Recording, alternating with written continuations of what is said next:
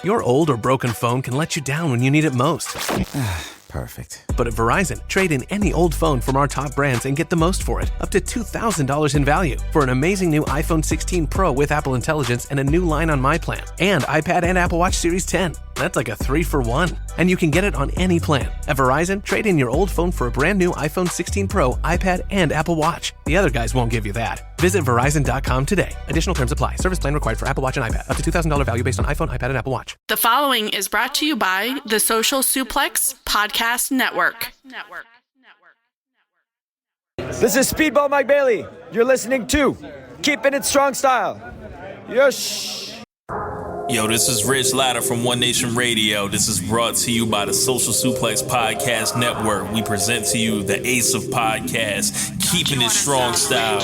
Let's go. It's the Ace of Podcasts, Keepin It Strong Style. Covering New Japan, they ready to hold it down. Jeremy Donovan and the young boy Josh. Come and hit a job out and bury all the frauds. From the Tokyo Dome over to the G1. Social Suplex is the network where we can get it done. I'ma chill and let them have it, cause this is just an intro. Keeping the strong style, 6 stars from the get-go, boy. Yeah, from Tampa Bay to the Tokyo Dome, this is Keeping It Strong Style with your hosts, Jeremy Donovan and the young boy Joshua Smith. And thank you for listening. Welcome to Keeping It Strong Style, the Ace of Podcast on the Social Suplex Podcast Network. Jeremy Donovan here with the young boy Josh Smith. On today's show, we'll review nights 3 through 8 of the New Japan Cup and cover all its news in the world of New Japan Pro Wrestling. Please support our show by subscribing and following the Social Suplex Podcast Network and Keeping It Strong Style on the podcast app of your choice and leaving a rating and review. You can also get all the network's podcasts over at socialsuplex.com. Check out our Chop Tea store, chop-tees.com/KI Strong Style. That's where you can get your official Keeping It Strong Style merchandise. There's free shipping on every order, 10% off your first order, chopped-tees.com/KI Strong Style. And if you enjoy this podcast, please consider making a one-time or monthly donation by visiting socialsuplex.com/donate and click on the donate button under the Keeping It Strong Style logo. Young boy, happy St. Patrick's Day. It's kind of fucked up that you got me, reviewing Shota Umino matches during St. Patrick's Day. I'm just gonna throw that out there. Sad. It's not exactly the way I like to celebrate St. Patty's Day, but that's fine. Were you talking to me earlier when I first jumped on the stream? Yeah. Oh, see, I had all right. So like, I'm a little late, right? And I didn't hear you because I had the one like sound thing turned down all the way down. So I just thought you weren't saying anything. And I was like, damn, this dude's fucking pissed off at me. like when you have like a person that like you respect and they're angry, they just won't talk. They're just so disappointed in you. I was like, damn, Jeremy's disappointing me right now. I'm fucking late. I mean, that's an every week occurrence. So I mean, it's not every week. That's not true. Oh, man. But then you started talking, and I noticed I didn't hear anything. I was like, oh shit, this thing's turned down. Never mind. Yeah, I figured you were getting all your stuff hooked up after a while after you're not responding. Like, damn, this man no selling me. I didn't see your mouth moving. I didn't know you were talking to me at all. I had no clue. That's fucking funny. Yeah. I didn't think this through, though. I really do regret us not having moved tonight's recording. You got a big St. Patrick's Day plans missing out on? Yeah, bro. There's always, green beer, Guinness, fucking bangers and mash. Some, what's the other shit that they eat on that day? Corned beef and cabbage. The good shit. Did you go watch the Hillsborough River turn green? I don't do that. That's white people shit. Oh man. Yeah, I remember I was in the chat a couple years ago and I was like, yo, who's out right now for St. Patrick's Day? And Rich was like, bro, that's white people shit. Like, we don't go out for that shit. Oh man. I was like, I mean, we're not in Boston. It's just Florida. But then I started thinking about Florida, and I was like, oh, I guess he's got a point, you know? Oh man. Yeah, I didn't really do anything for the St. Patrick's Day, so just watch a bunch of bad Umino matches is what I did. Bro, I'm not even gonna front. Before we jump into things, I'll just tell you straight up. Like I did watch a lot of this tournament. I've watched almost all of it, but the last 2 days I only watched the main events. I did not watch the undercard. So if there was any monumental like story building shit going on, I didn't see it. Well, let me tell you what I did for most of them is I fast forwarded through the undercards, saw if anything interesting happened, try to remember it, and then moved on to tournament matches. You're not supposed to admit that. Well, at least one of us is supposed to look like the, kind of degenerate one, and the other one, you, are supposed to look like the one that did your due diligence. But well, see, last week was my wife's birthday, and so okay, a lot of stuff happened during tournament days. So I was like, well, I gotta catch up now, and so I was like, I gotta speed run through some of this stuff. All right, another House of Torture War Dog Brawl. All right, let me see if anything interesting happened. Let's get to the tournament stuff. Bam, bam, bam. So yeah, and I just finished those last two main events today, and it was just such a stark, we'll get to it, but like, fuck, you watch the one match, you're like, hell yeah, like this is incredible. And then you watch the next day's match and you're like, what are we doing right now? Yeah, I feel like that's the story of this whole tournament. It's like one night it's like, yeah, we on pace. And then the next night's like, damn. Yeah, bro. So it's interesting, but we're recording on the 17th. We've got 3 days before the New Japan Cup final. So that will give our listeners a little bit of time to kind of digest everything. Bro, we had such a great streak going last week. Oh, I know. Our brackets were perfect every week. Chris Samps was sending out his little tweet, X% still perfect. I quote tweet that like, yeah, still perfect. Yeah, still perfect. And then for me, it was freaking Tai Chi breaking the left side of my bracket. And then from there, Tai Chi and Gabe Kidd. Yeah. Yeah. Yeah, me too. And I was kind of okay with it, but then other shit started breaking it. And I was like, fuck. Like, I think we're both still like an eighth. Actually, at this point, no, after Shota Umino, Umino messed things up for me too. Also, Naito let my bracket down as well. It's not a good look. Yeah, not a good look. But we were looking real good last week. So we come here humbly with our hats in our hands, on our knees, begging all of you, the listeners, for forgiveness. For everybody who based their bracket off our predictions, we're sorry. We were so, ballsy about last week, just talking about, how right we were, how wrong everybody else was. Now we're like the rest of you losers. We're all of us. We're all wrong. Did you see the one Twitter user? You don't want to. Emily. Yeah, she's calling us out for for the slander against Uemura's Mohawk. Yeah, I don't think that's a Mohawk. It's like it's kind of like a faux hawk mixed with a mullet. So I don't know what the fuck you call that.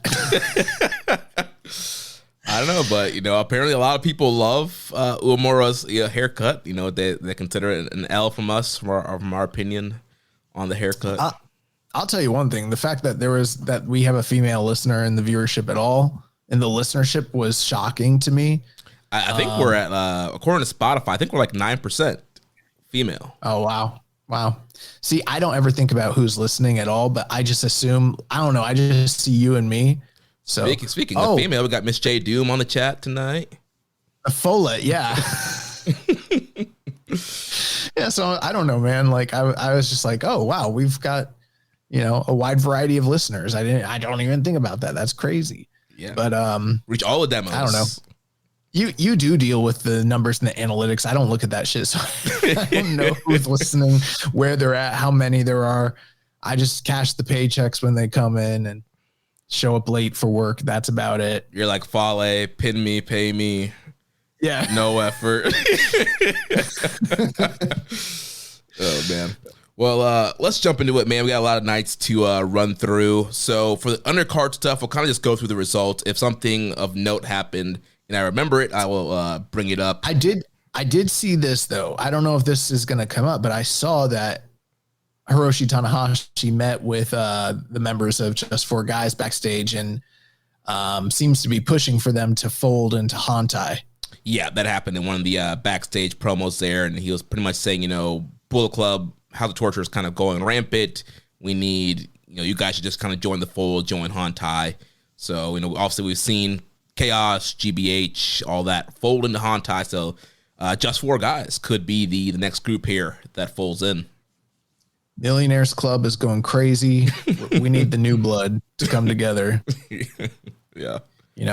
The main event mafia going rampant. We need the front line. Yes. Oh, man. So start off with night 3 here. It's from the Zip Arena in Okayama. Here's a better one. I got one last one. The corporate ministry is going wild right now. We need the union. The union. Oh, man. Good stuff. But so night 3, this was March 11th with an attendance of 1,312. Show opened up, we had Daiki Nagai, Satoshi Kojima, and Yuji Nagata defeating Hirooki Goto, Tanahashi, and Murashima. So this was a preview match building Goto and Nagata. Also a preview match for Kojima and Tanahashi. They're having one last big singles match coming up here on this tour. So good opener there. Then we moved on to Callum Newman, Jeff Cobb, and TJP defeating Bad Luck Fale, Chase Owens, and Drilla Maloney.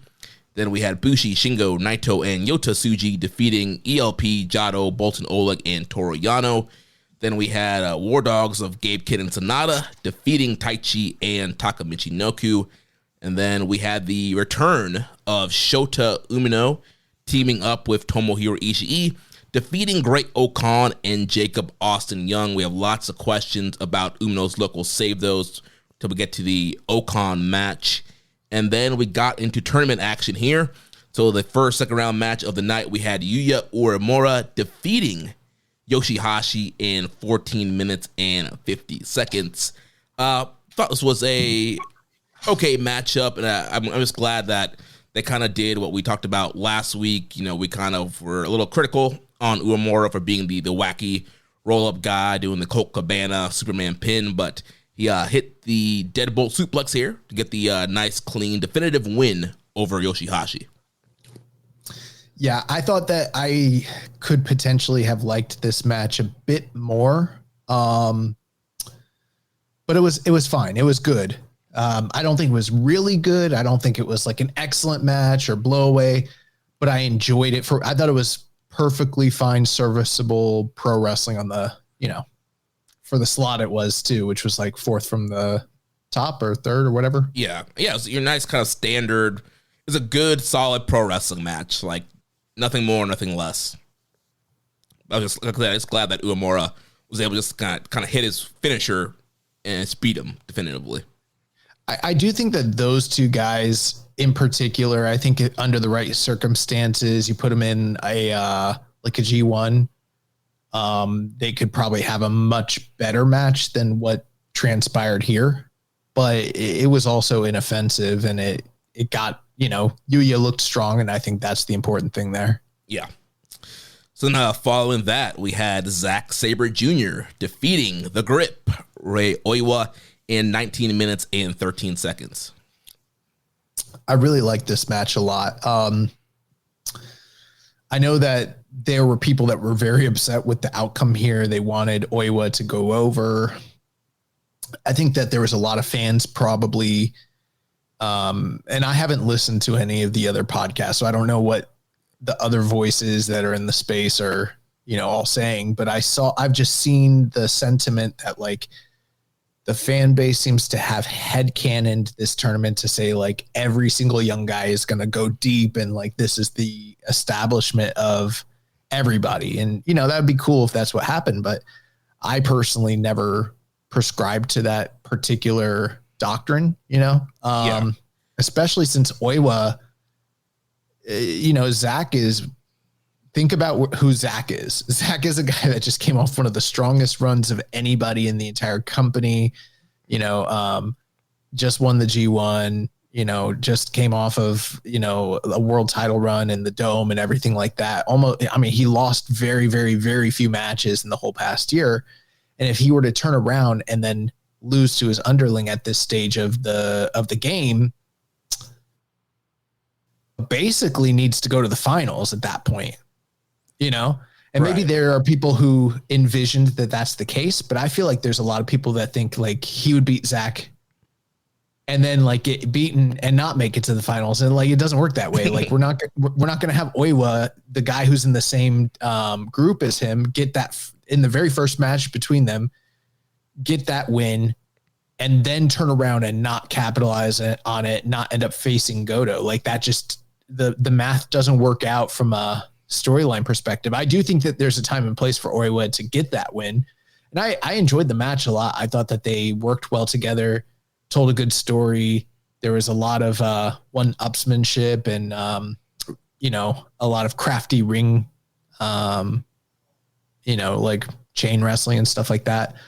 But yeah, this wasn't the time and place. And I was surprised so many people were upset by this.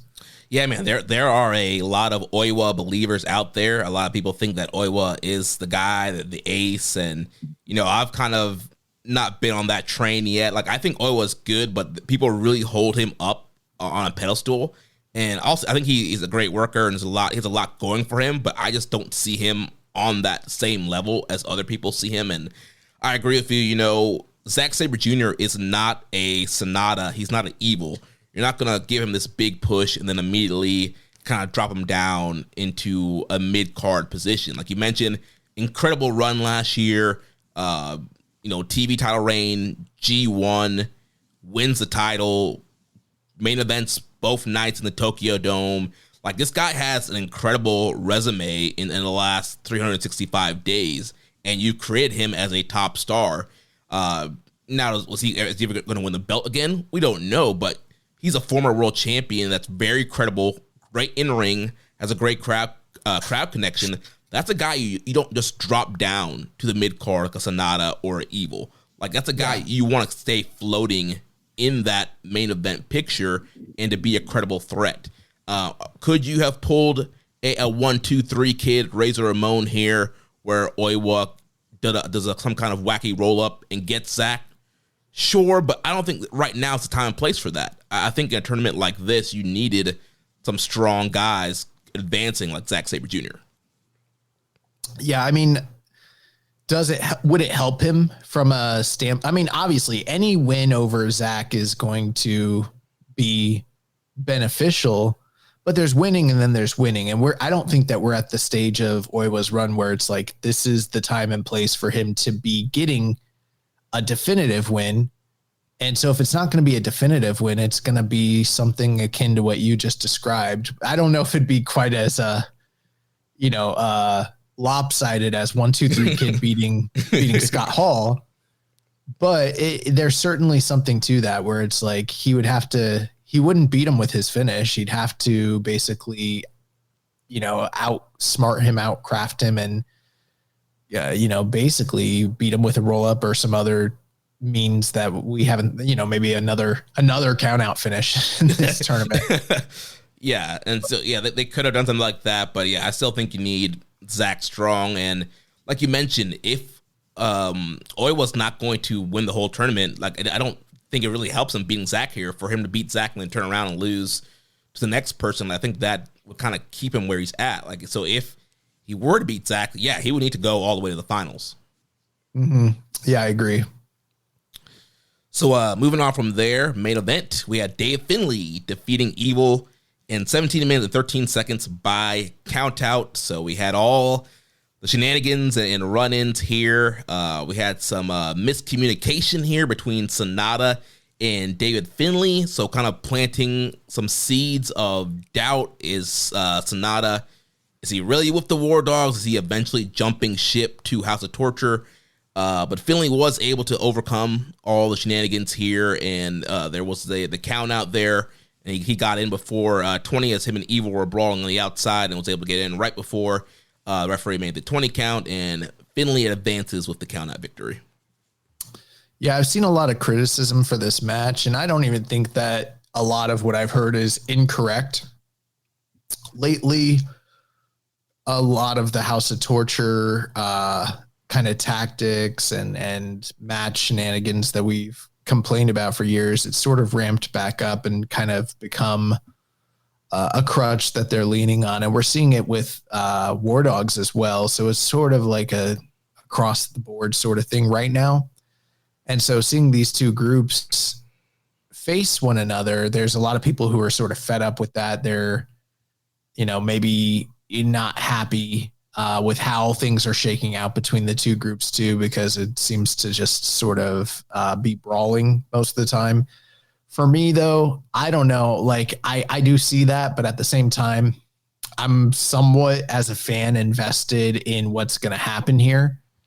So I've kind of enjoyed, I wouldn't say that these are matches that I'd recommend anybody. Like if you're asking me like, hey, what do I need to go see from the New Japan Cup? I'm not going to say like, go see Evil and David Finlay, but at the same time, like the match started off and you had all of the House Torture all the House Torture guys, a couple of the War Dogs, all out brawling. They're all over the place. I don't know. I dig that shit.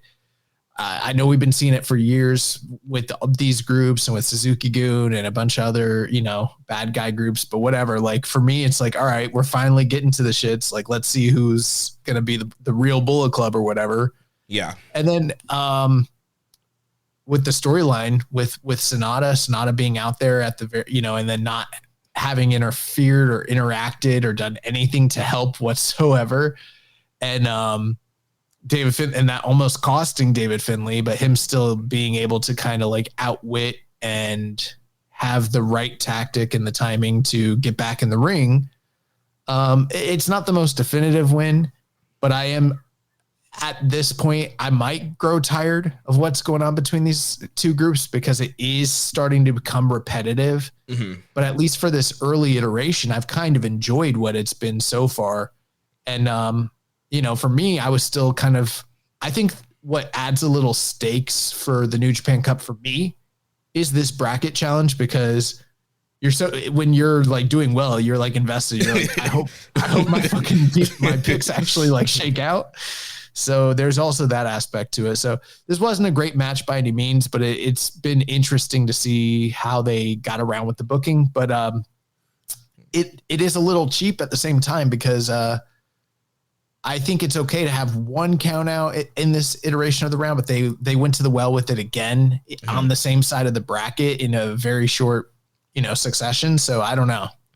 Yeah, I'm right there with you. At this point in time and watching the tournament, I didn't mind the count out, especially because I figured that there's a bigger Dave Finlay Evil match probably coming down the line. So you kind of want to save that finish here for whoever's going to win that big matchup. So I was fine with that. And I mean, it's these two groups, it's kind of what you expect when you have the War Dogs and House of Torture feuding. There's going to be brawling, there's going to be run-ins. And so I kind of expected that. But then as you also get down into the tour and there's a bunch of multi-mans, there's a bunch of count-outs, it's starting to cross the line a little bit of being like, all right, like, what are we doing here? What's the next step? And I get it. It's kind of this heated feud and these guys want to rip each other apart, which I kind of like that aspect of it, of like, all right, these two groups hate each other. They're not going to wait for the entrances. They're going to run it. But then at some point, it's like, all right, like I do want to see an actual wrestling match without, 100 run-ins.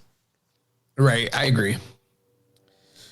So that was the end there of night 3. Moving on to night 4 in Uwajima City Gymnasium. This was Wednesday, March 12th, with an attendance of 924. Showing up, we had Taka and Uemura defeating Daiki Nagai and Yoshihashi.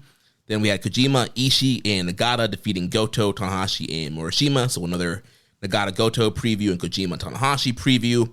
Then we had Cal Newman, Jeff Cobb, and TJP defeating Hartley Jackson, Oiwa, and Zack Sabre Jr. Cobb, very impressive hitting that Tour of the Islands on Hartley Jackson in this match. Then we had Bushi, Shingo, Naito, and Tsuji defeating ELP, Jado, Bolton, and Toru Yano. Then we had House of Torture, Evil, Ren Narita, Sho, Kanemaru, and Yujiro defeating Fale, Chase, Finlay, Drilla, Maloney, and Sonata. And so this was kind of the start of the multi-mans on this tour with these teams continuing to kind of brawl. It's kind of interesting to see the War Dogs side because you have a guy like Chase Owens who just recently joined the War Dogs, and then you have Fale who's still representing Rogue Army, and it's just absolutely useful in these matches. It doesn't really get tagged in, doesn't do anything. And then you have Sonata, where the whole controversy from the previous night is like, did he hit Finlay on purpose? Where does he actually stand? Is he trying to link back up with Evil? So this is kind of the start of all that going on here. It is funny because there is all this kind of intrigue about Sonata and everything that's going on with him. But there's also this kind of underlying subtext to kind of the smart fans where it's like, yeah, sure, it is interesting what's going on with Sonata. But at the same time, no matter what the outcome is, he is going to be a fucking geek. And that's not just like general Sonata slander. Think about the logistics of it. The man went from being the world champion and the headliner and main, frontman of Just Five Guys to taking a sidestep to being like, an under guy, but still like upper midder guy within War Dogs. And either he's going to stay loyal, which is kind of going to make him a little bit of a bitch because he doesn't have the balls to like step out and do something ballsy. He's positioned himself in a place where the only way he comes off as like looking good is by making a move. That's where like he is in terms of the story. But if he goes to the House of Torture, then he's underneath Evil. Yeah. And that makes him look like a bitch too. The only outcome of this entire thing that could potentially lead to him being like a resurgent guy is somehow splitting from both groups and going off and starting his own faction again, which I really don't think that would ever happen. So as of right now, I think like he's going to come off looking like a bitch no matter what happens. Yeah, there's no turning it around for him. We did have a couple questions here. In the Discord, Take Hazy says, is anything How to Torture War Dogs interesting yet? I keep staring at all the tags thinking, should I watch this? But always land on no. I mean, I'm enjoying it personally. I think that they are doing the same thing, maybe a little too much, but then again, this tour is not so much about the undercard anyways. So I think it's one of those things where like you watch it once, you watch one or two, enjoy it for what it is. You don't have to catch every single one of them like us, like psychos or whatever. But I haven't hated what I've seen. For me, it's like I hate House of Torture so much. Like I really freaking hate them. And it is unbearable to watch their style of match night in and night out. And this is a departure from that because you have an equal force who is, basically bringing the aggression out of them. And so you are kind of seeing all of the House of Torture have to just dig down and fight the War Dogs, and they're not able to go to the bag of tricks and to that well. And instead it just becomes like a hate-filled brawl. It's not necessarily like the violence level hasn't escalated. It's not like a Memphis style brawl or anything like that. Yeah. It is still like your walk and plunder, kind of by the numbers sort of thing, but it's better than what I'm used to getting from House of Torture. And I'm intrigued as to where the story's going. I just think they're overdoing it in a very short period of time, but I don't hate it. I don't think it's been terrible. I do understand some people it's not for them, but I'm liking it. Yeah, I think there's a lot of interesting things that I'm looking at the War Dogs, because also you have House of Torture, which is, plain and simple, they're your heels, they're there to get heat. But then you have the War Dogs, which they were heels, but now they're kind of being pushed in more of a face-leaning position, going up against the House of Torture, and clearly Gabe Kidd is also getting babyface reactions. And when these War Dogs guys are against House of Torture, I mean, Finlay has been getting a lot of babyface reactions on this tour, Drilla Maloney, and so I want to know where things are going to shake out with guys like Gabe Kidd and Finlay and Drilla. Like, are you going to have all the War Dogs kind of becoming your face-leaning tweeners, or we've seen with Finlay, when he's not facing House of Torture, he kind of goes back to being, that bully heel. So is he going to kind of stay heel? Is that going to cause issues with Gabe Kidd? I think there's a lot. The intriguing thing is the dynamics on the War Dog side for me in this whole thing.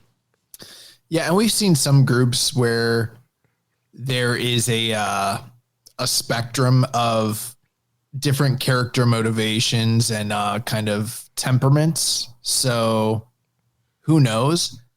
When things all shake out, if maybe this just means the War Dogs will kind of each person will have their own motivations, do their own thing, and then, still be a cohesive unit, but maybe not necessarily just all the lapdogs of Finlay, which, if that's the case, that's a good thing, because it's helped broadening the characters within that group. Yeah. And one last thing I will say, Evo has been popping me with his laugh thing that he's been doing, where he cuts the mic. It's like, ha ha ha. It's been freaking hilarious. I had another question here from Barry. He says, why does Sonata in 2025 still feature in a prominent storyline, and with him being so stoic around the other BC guys, and Shota also being stoic, not getting on the mic after the main event he won earlier in the week? Do you think they might be possibly in cahoots to do their own thing? Sonata and Shota Umino? Yeah. That would bro, okay, so I'd never thought of the idea of Sonata breaking off and doing something, but it's pretty clear to me that he's not loyal to David Finlay and the rest of the War Dogs. But do you really see him lock him back up with Evil after all these years? Are they still cool like that? I don't think they are, bro. Well, it's been a while. It's been several years, and maybe one of them, just said, "Hey, what's up, man? How you doing?" It's been a while, bro. I think that there is a competitiveness between those guys, to where it's you're gonna be my leader.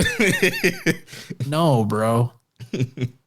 I remember one time I went to go. I had a friend who was out doing a sales job, and he wanted me to come work with his team or whatever. And he wasn't a leader or anything. He just wanted me. He was like, I'm doing really well, blah, blah. So I go out there to go work with this guy. Right. And I'm a way better worker, way better seller than he has ever been in his career. But he took this opportunity before I ever did. Right. So I get there, and he's like, he's showing me around, blah, blah. I'm shadowing him. I'm like, yes, sounds pretty great. And then he's like, yeah, and then you're going to be under me. You're going to be on my team, and I'm going to be your manager, and I'm going to be, and then at one point I and you know how I am, bro. And I was like, Mark, I just got to tell you, the dude's name is Mark. He's not listening. I was like, Mark, I just got to tell you, if I come to work with you, I will be working with you. I will never work for you. And The Rock means never. I was like, because I'm better than you. There's no way you're not going to be my manager. Just because you told me about the job, it doesn't make you my boss.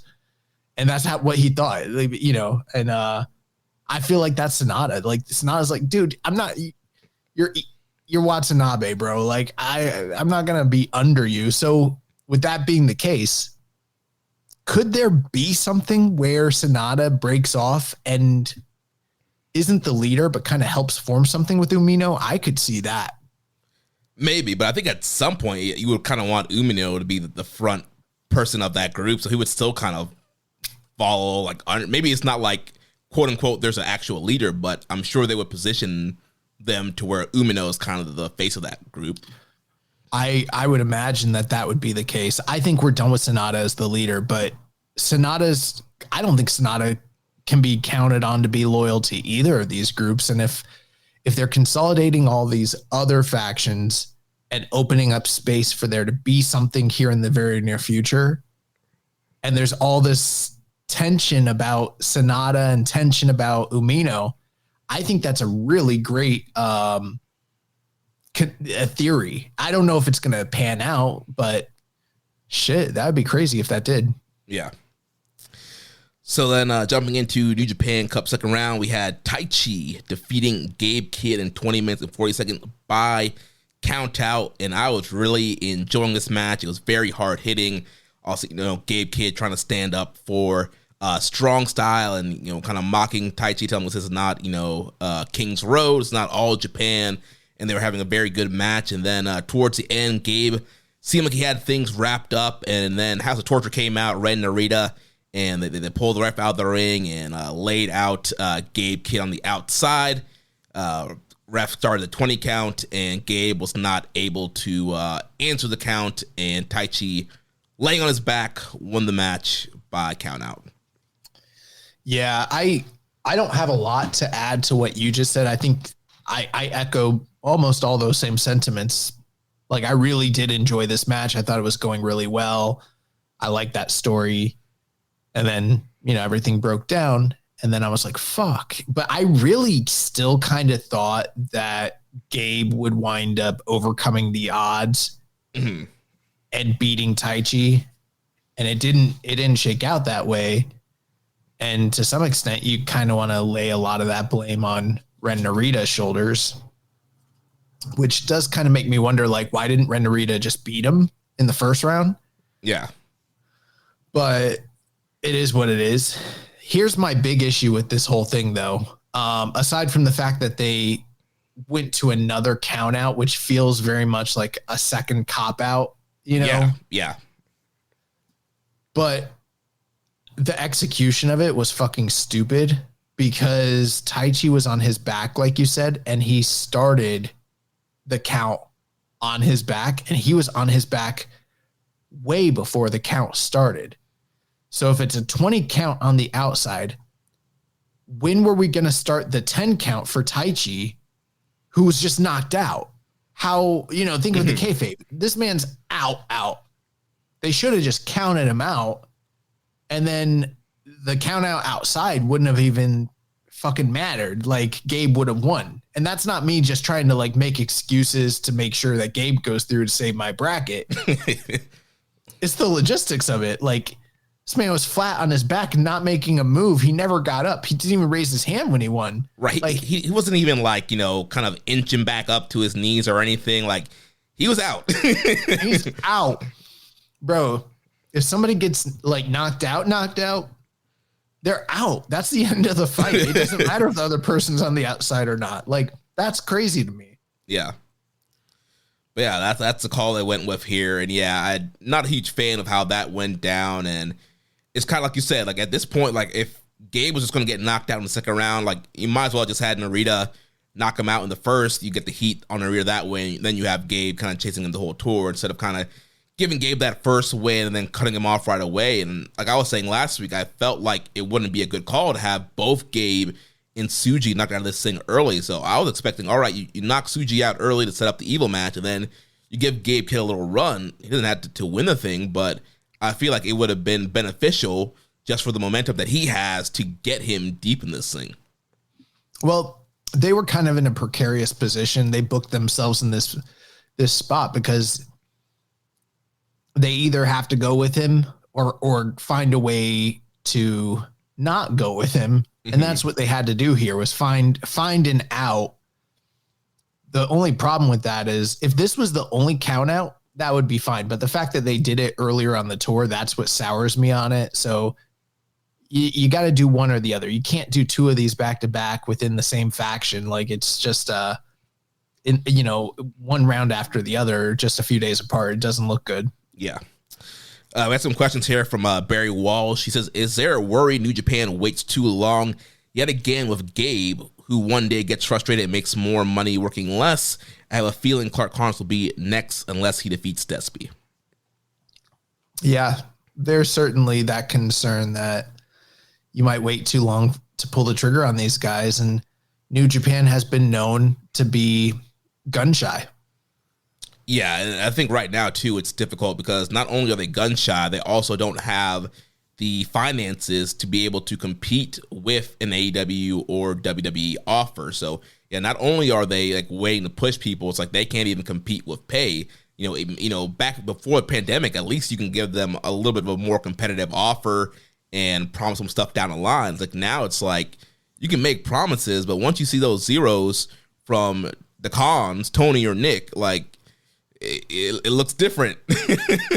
Yeah, but you know what the funny thing with that is like it's a balancing act, because the opposite is true. You go all in on somebody, you invest, you push them fucking hard, you make them the top guy, and then they fucking sign over to the other group. I mean, think about how many times when we were watching ROH or like TNA did they decide to like make somebody a star, and then they just jump ship like literally at the apex of their game, and it's like, fuck, maybe we should have gone with somebody else. Yeah. But it didn't matter who you went with because they were all going to do it, Right, yeah. And so it is sort of like you want to pay these guys a certain amount, you want to keep them around, you want to make them happy, but you also don't want to over push them and give them the leverage that they're going to leave you. So you kind of got to, I don't know, you kind of got to balance that if you're the booker. That's a tough. I'm glad it's not my job. He also follows up with another question saying, is there still concern New Japan shoots itself in the foot with some Western wrestlers and contributes to losing them? I guess a Japanese company needs a Japanese figurehead or ace, but also if the iron is hot like it is with Gabe, do you not seize the moment? So the stream has been breaking up for me for some reason. I don't know. I'm sure it's not showing up that way for you, but on my end, I didn't hear you. So he was following up pretty much saying, like, why are they striking when the iron's hot with Gabe Kidd when he has momentum? Well, I mean, he has momentum. At the same time, I mean, we don't know the long-term plans for him. You know what I mean? Mm-hmm. They might have big plans from this year. They might not. I mean, if you recall, they waited when Kenny got hot. They waited like 6, 7, 8 months before they actually like pulled the trigger and gave him the hot hand and let him run with the ball. Mm-hmm. And some people complained about that. Maybe they were right. Maybe they're wrong. Gato and management, they are gun shy, but they also might have concrete plans that we're not privy to. And they might be gearing this guy up for something big. I don't know. I'm sure that it's not lost on them. Right. Obviously, Gato has been known for his strategic long-term booking and doesn't really pivot often. Only when there's injuries, illness, or, a global pandemic is he forced to then pivot and go away from probably long-term plans. And so, yeah, clearly it seems like there were long-term plans to push Finlay and do other things.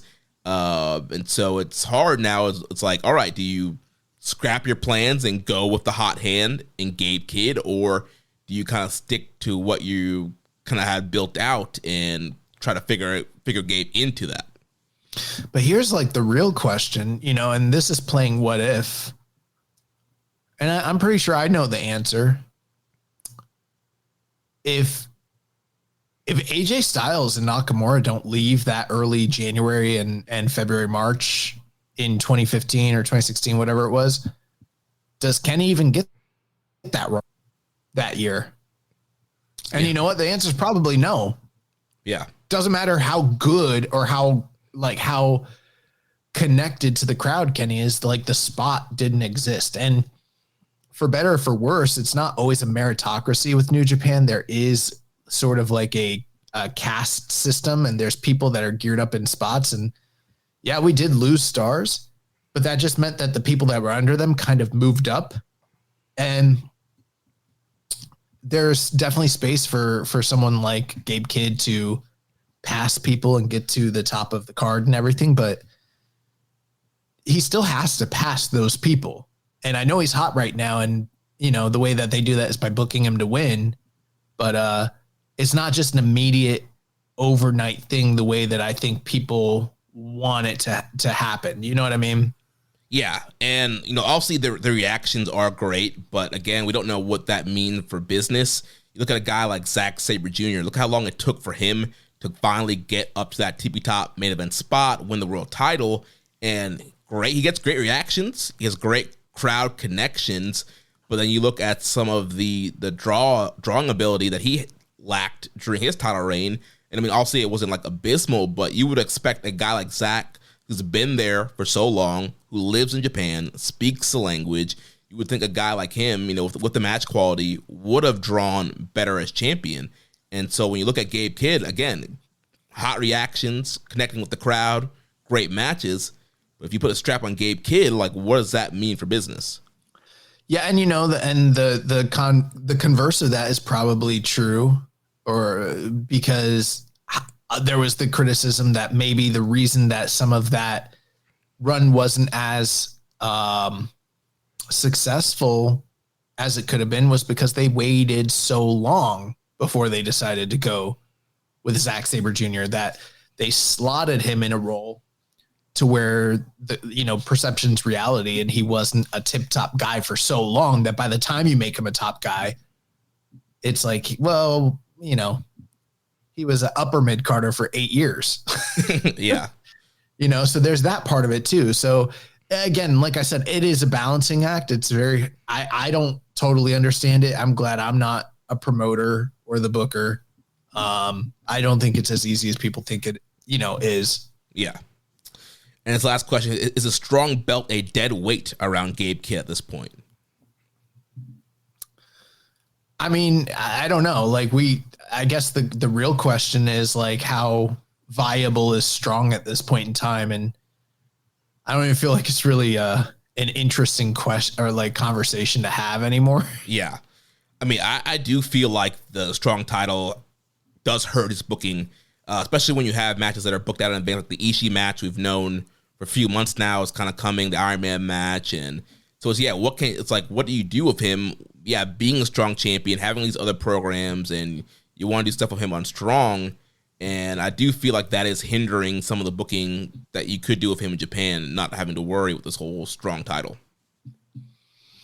Yeah, I mean, I don't know. It's like, it is still like this thing that exists on its own island, but it's an island that most of the shows aren't super successful, and they're few and far between. It's, I don't know.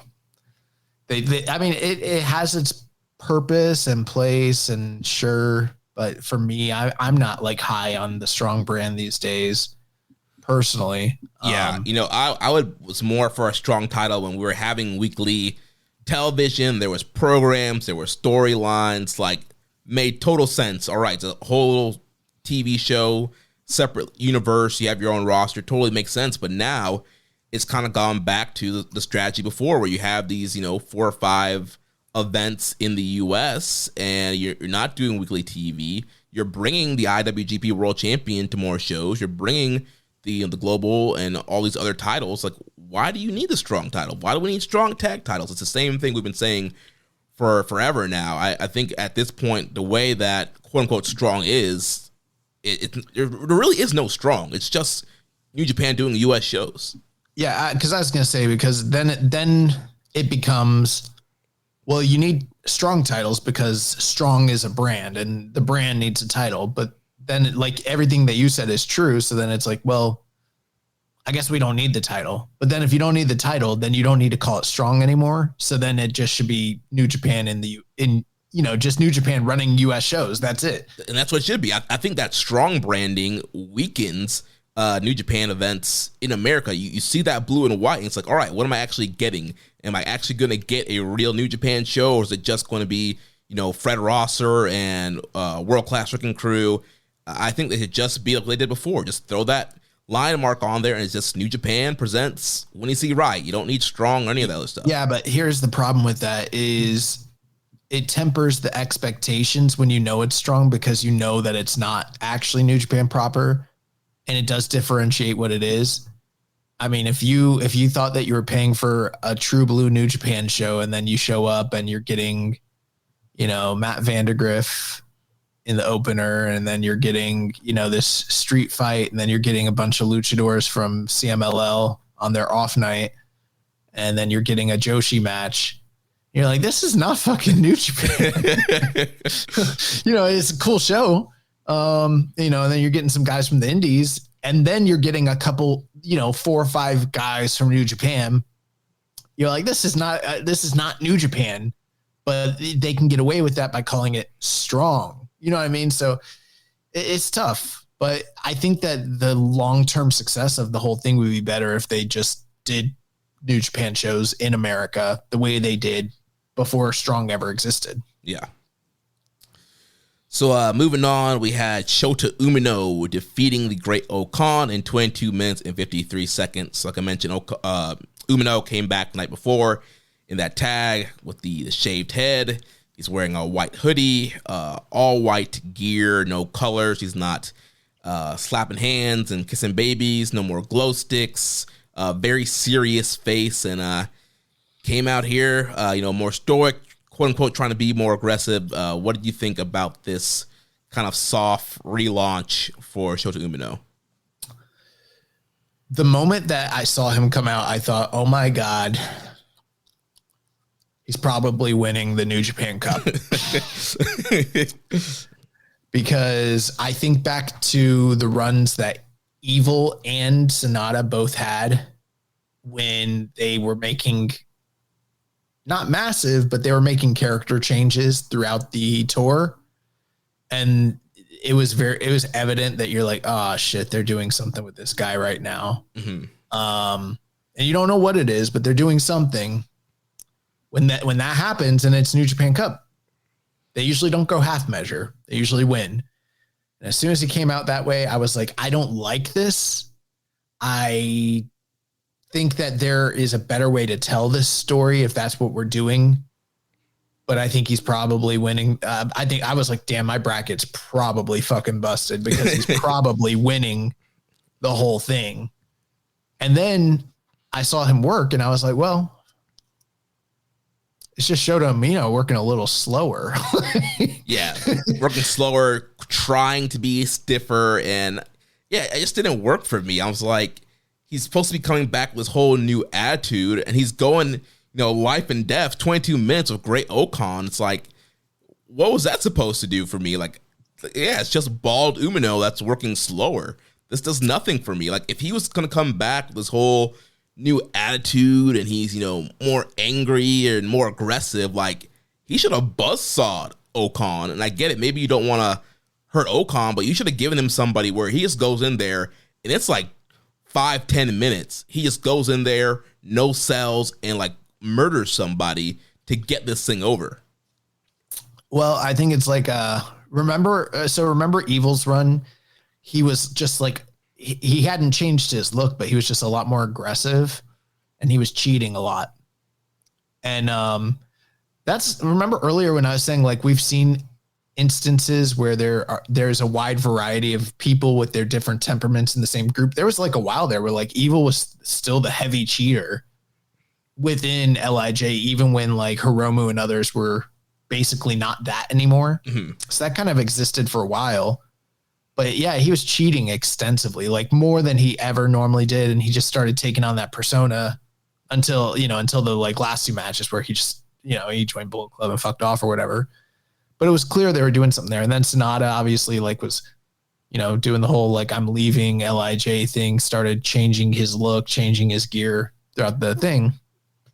I think that this is not the final finished product. I listened to Flagship this past week and I heard what they said, and they were like, if the story was, I'm going back to the basics and I want to, they were like, they shouldn't have gone the half measure. They should have just like completely like had him go back to the basics, wear the black trunks and not even be in the tournament and tell a story of redemption and work openers and shit like that. And I think that's kind of cool if that's what you were looking to do. And maybe that'd even be a more effective way to get to where you're trying to go. I don't know if I trust Goto. I like Gato's booking, but I don't know if I trust Gato to tell that kind of story. I don't think that's his style. But I don't think that the intention here was ever to bring him in to this tournament and have him showcase what he's going to be. I think this is an interim period where what we're supposed to believe is happening is that he's getting more focused. He's getting rid of the color, the fans, and he's just a no nonsense dude. But I don't think that's really what this is. I think it's all a facade for what they're going to unveil. I think he's probably turning heel at the end of this, similar to how Evil did. Mm-hmm. And probably starting a new faction. That's the only thing that I think he's beating Finlay now, which sucks. Not that I love Finlay, but that was my bracket, my prediction. I wanted to be right, but I think he's beating Finlay. And I have not loved these matches. I don't think that his work has been outstanding, but I also kind of think it might be on purpose. Like almost like they're intentionally they were like, hey, you're not going out. You went into the Tokyo Dome. You gave it your best. It didn't connect. We're scrapping that. We're going to, turn you heel. They're going to have him do something new, whatever the fuck that is. But I think we're going to see the transformation take place either at the finals or after the finals. I don't think that this is even, I don't think what they've done is an indication at all of what he's going to be. Gotcha.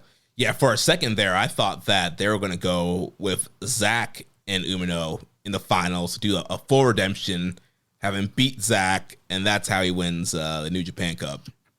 I think that is what they are intending people to think, is that he's got the all white on, and the all white, typically it signifies like a purification. There's like that spiritual element to it. Mm-hmm. I don't think that's what it is, bro. I think that this is all a facade and a work to get people to believe like I'm still Umino, but I'm a badass Umino, and I'm very, sharp and focused. I'm laser focused and I'm serious.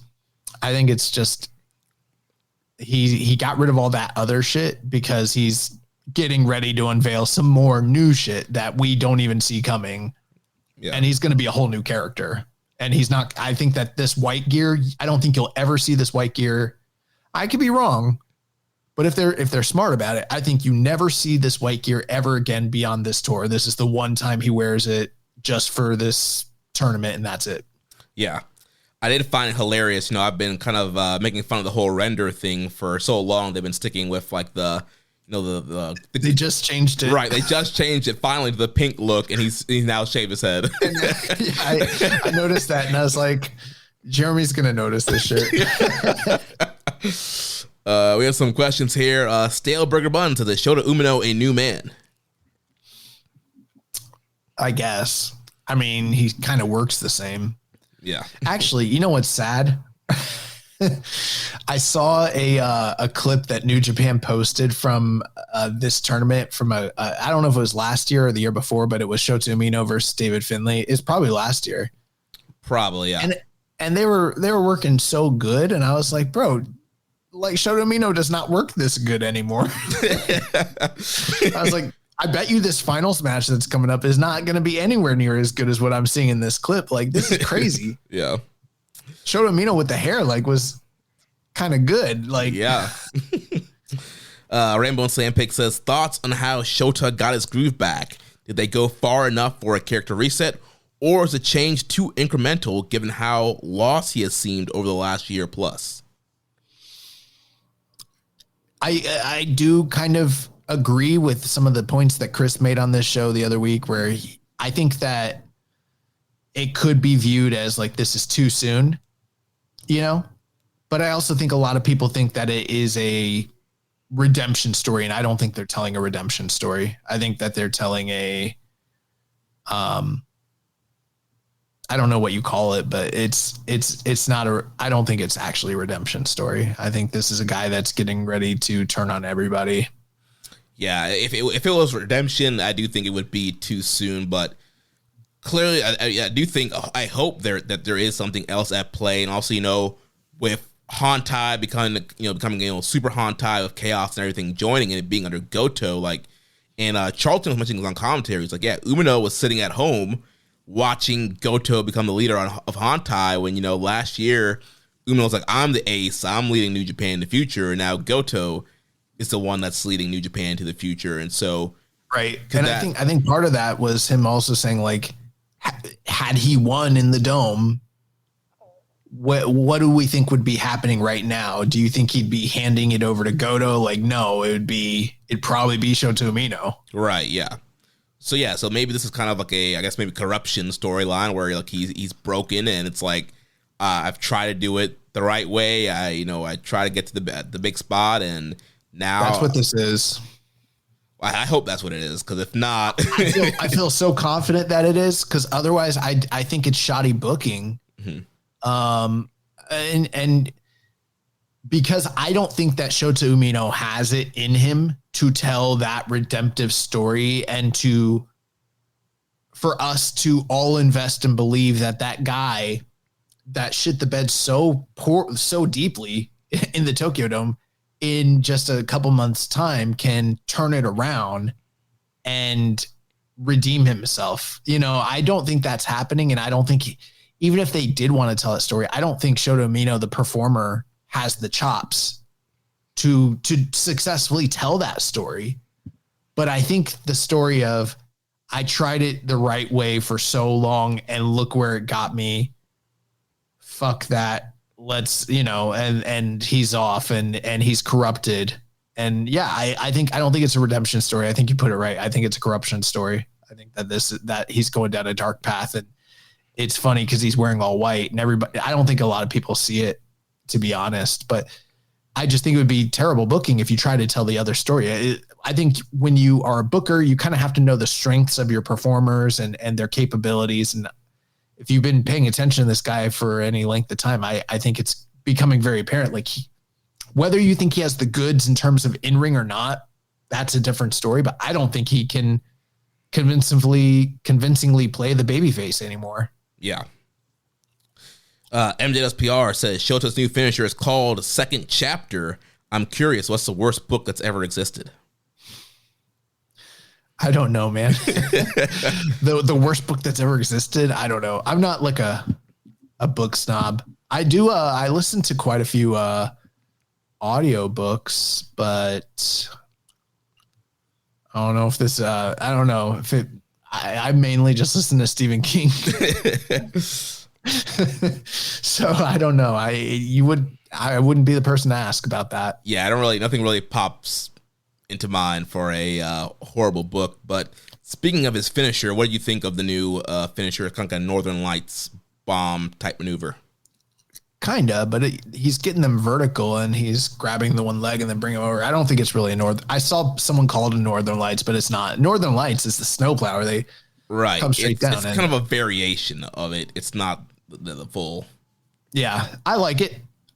He needed to do something to get away from the Mox shit, Yeah. So, and I do feel like the second chapter could lean into that whole corruption thing. It's like, yeah, chapter 1 was, yeah, I'm doing it all the right way, whatever. And now, all right, new chapter. I'm doing it totally different way now. Barry Wall says, with Umino trying to beat Tanahashi, Naito, and others, do you think his new muse of Jinsei Sasaki will be a winner? I don't think that's what it is, but it is funny. Everyone keeps calling him that. Yeah. So. Doc says, Shota now impersonating Kensuke, but bald, and it is working. Yuya shifting to 90s Muto and Hase. What 90s wrestler should Narita and Tsuji start stealing from? Narita could probably stand to copy some of Chono cheating in submissions.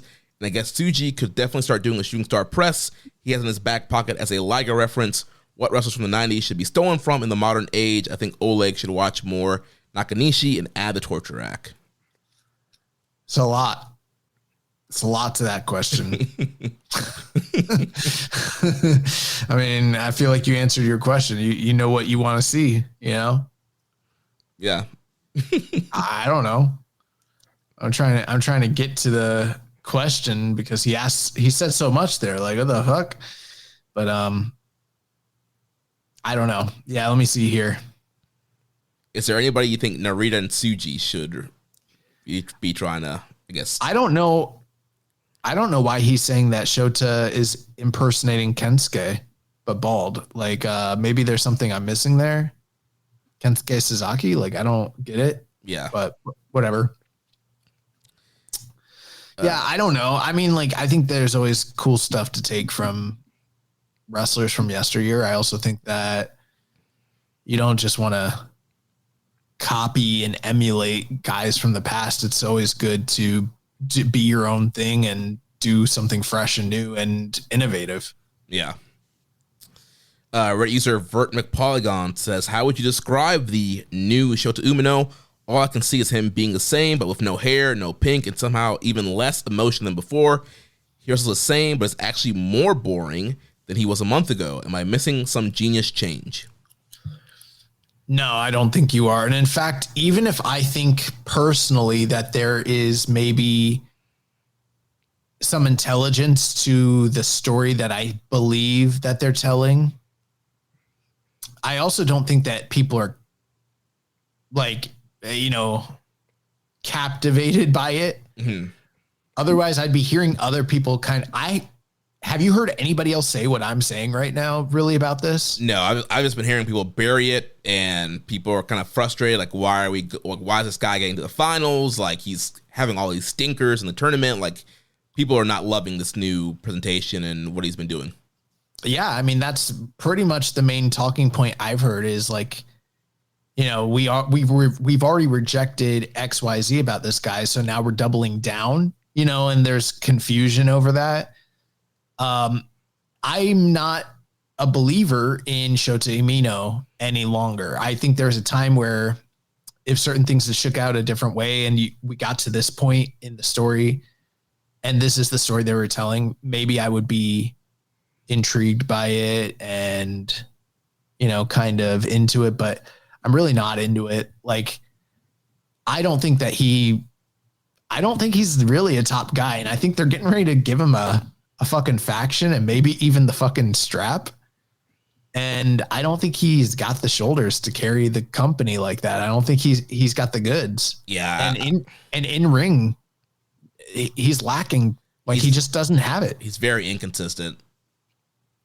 Yeah. Like we've seen him be carried to great matches by certain guys, but there's a lot of people he should have had great matches with that he just didn't. And he's seemed to regress as time has gone on. And, if your claim about that is that this is just character building and, long-term play, like, I don't know. It's not for me because the matches suck. Yeah. If his long-term plan was to, lay an egg in the Tokyo Dome, like that is not a great long-term plan. So. I don't think that they should have done this, to be honest. I think that, I think the idea of an actual long-term redemptive arc, there could have been something to that. I think that the reality is the way that I see Shota Umino these days, I see him more akin to someone like, and these two people I'm going to mention, I think they're more talented than him. So I'm not trying to say it despairingly, but like,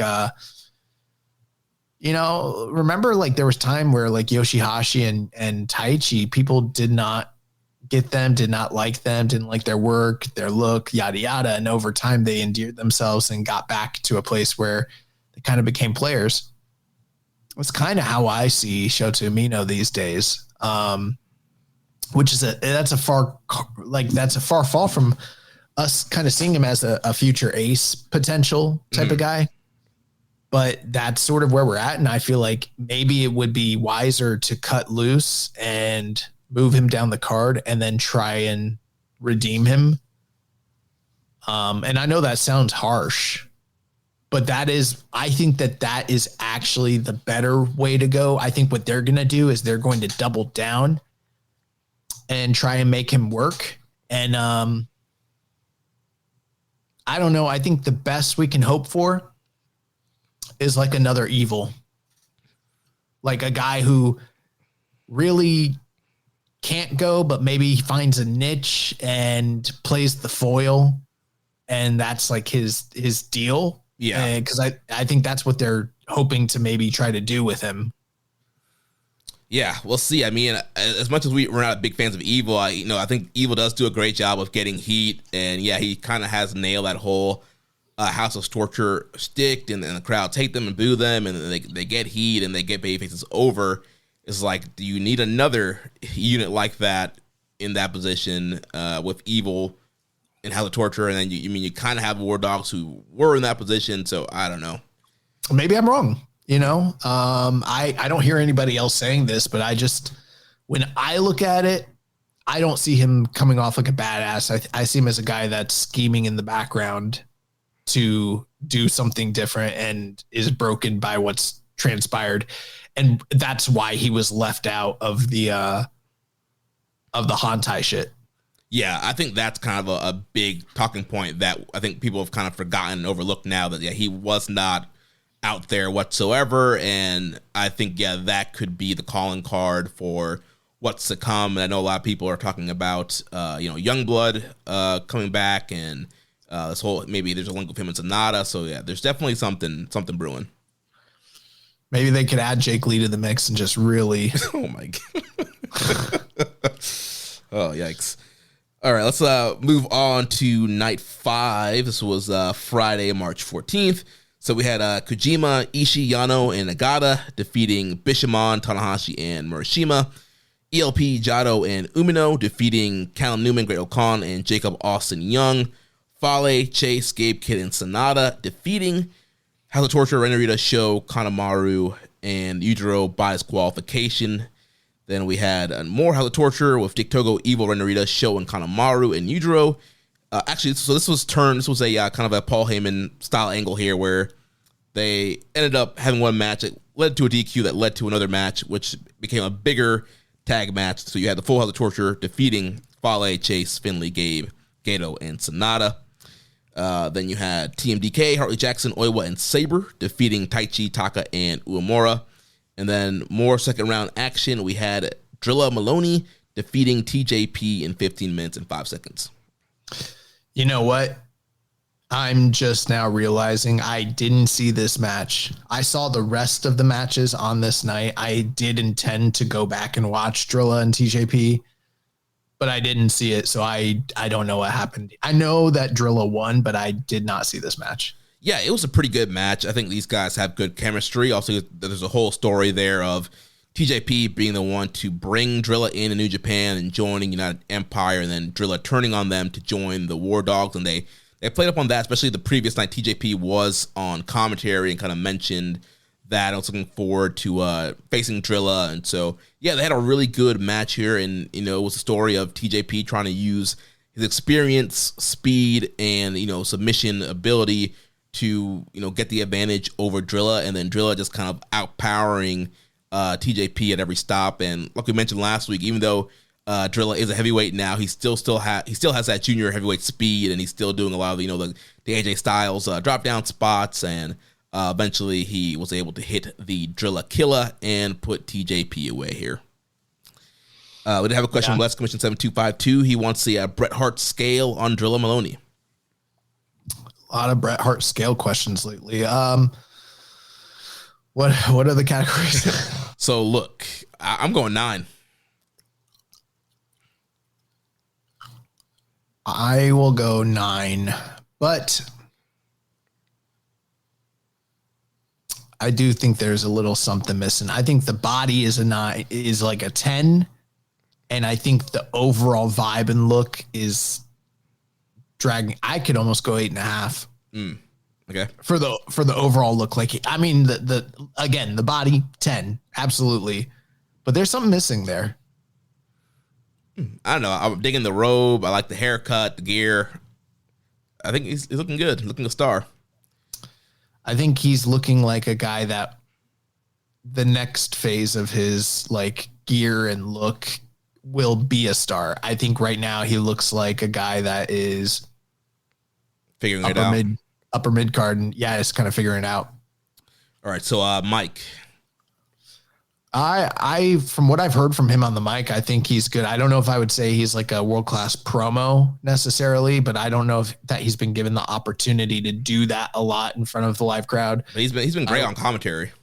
Yeah, he's very. I saw some people that didn't like him on commentary. I think he's really good on commentary. Yeah, because he does a great job of balancing that line of doing the War Dog stick, but then also actually calling what's happening in the ring. I agree. I would go 8. Yeah, I'm right there with you. 8. So look, Mike, work. I'd probably go 8 on the work too.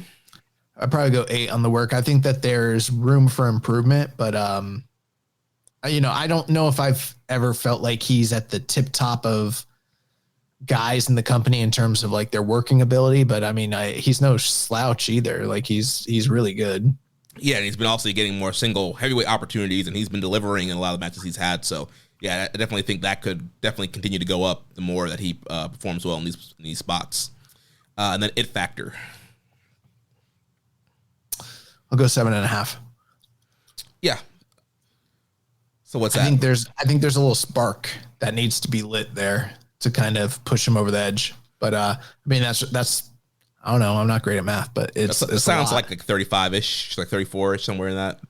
That's a good score. That's what that is. Yeah. All right. Tell you what. Following that, we had the Dragon Shingo Takagi defeating Boltin Oleg 18 minutes and 16 seconds. I think that with the way things shook out, if you really wanted to make the argument that a young guy should have beat one of the older guys in this tournament, this is where you probably should have had that happen.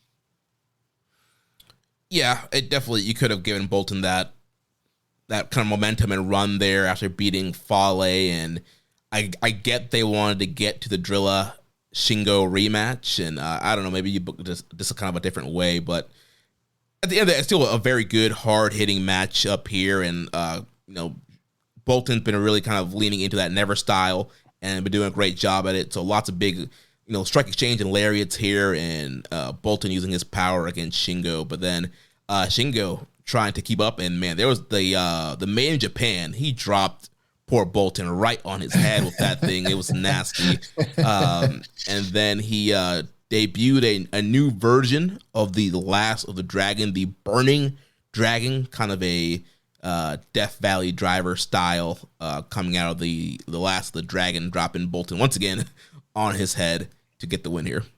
Yeah, and I think they said he might have used that in the past in Dragon Gate. Yeah. So I think it's sort of like what is old is new. And yes, I do think that it made sense for him to go through so that he could get the rematch with Drilla Maloney. So that made all the sense in the world. But if you're really kind of looking at the totality of the tournament and you're like, all right, where's a spot at this stage of the rounds where one of the established guys could handle the loss and push a guy forward? This is probably that actual spot where that could have and should have happened. Yeah, I mean, Shingo's not really doing anything right now in general, and coming off the loss to Drilla, I don't think a loss would have hurt him here. And of course, you could always do a rematch. You could always have him bounce back. Shingo is kind of like Teflon at this point. All he needs is one win, and he's kind of back on track. And so, yeah, this could have been beneficial for Boltin here. Because you look at it and Shota would have ultimately been fine if he had to either beat Drill Maloney or Oleg Boltin. I don't think it necessarily needed to be Shingo in that spot against him. It's not like they had extensive history that really, to draw upon or anything like that. Yeah. So now following that, we had Jeff Cobb defeating Tetsuya Naito 15 minutes and 4 seconds. And going into this match, there's a report from Fightful saying that Jeff Cobb is already on WWE's internal roster. So there's a lot of speculation on whether or not, Cobb is staying or going, kind of add to the fire here. And a lot of people thinking that this could be maybe a swan song to the Naito, but ends up getting the win here. Yeah. I mean, I've got egg on my face. I was predicting a Shingo Takagi win or a Jeff Cobb win here. Sorry. I'm so tired. A Naito win here, and it didn't shake out that way. The actual match itself, rough. Really, really really rough, and it's not Jeff Cobb's fault. Right. It was rough, but I actually thought it was probably one of the better Naito singles matches in a while, though. Oh, no, I thought it sucked. Well, but mainly because so Cobb bad. was just throwing Naito around. Yeah, Cobb was, and there was a lot of times where the only reason that Naito was alive is because Cobb was keeping him safe, and I was like, "Fuck, dude!" Like, thank God it's Cobb in there and not someone else that's just a slightly more green or less strong, because like this guy's having to basically muscle him up for everything. Like, this is embarrassing. Yeah, there was the Destino spot for the counter from the Tour of the Islands into the Destino. Like, essentially, like all Naito had to do was grab Cobb's head because Cobb threw him up so high. And all Naito had to do was like catch him on the way down. It was like probably one of the best Destino counters in a long time. Yeah, but I was expecting for Naito to pick up the win here just because, I don't know, it's Naito. Naito's a bigger star. I just thought it made sense for him to be the guy that goes through. And he didn't. And pretty shocking. And, they were able to, the WWE thing where they're like, don't listen to the dirt sheets. Yeah. New Japan got to do that shit here. Like, oh, you heard? Oh, well, I guess you don't know. Sean Ross Sapp, he doesn't know anything. So that was kind of funny. Yeah. And I thought Jeff Cobb's post-match promo, both in the ring and backstage, were both really good. Yeah, post-match, he did a United Empire roll call that was pretty funny. And they are teasing that Cobb and potentially Callum Newman will challenge Naito and Hiromu for the tag titles. If he's around, I still think he's leaving. Well, he is announced for Windy City Riot next month in April, so he's at least around for another month. Oh, I just keep being wrong. So we had a question from Barry Walsh. Says, do you think Cobb beating Naito increases or decreases the likelihood of him staying? I don't think it does either, to be honest with you, because the very next round he lost to Shota Umino.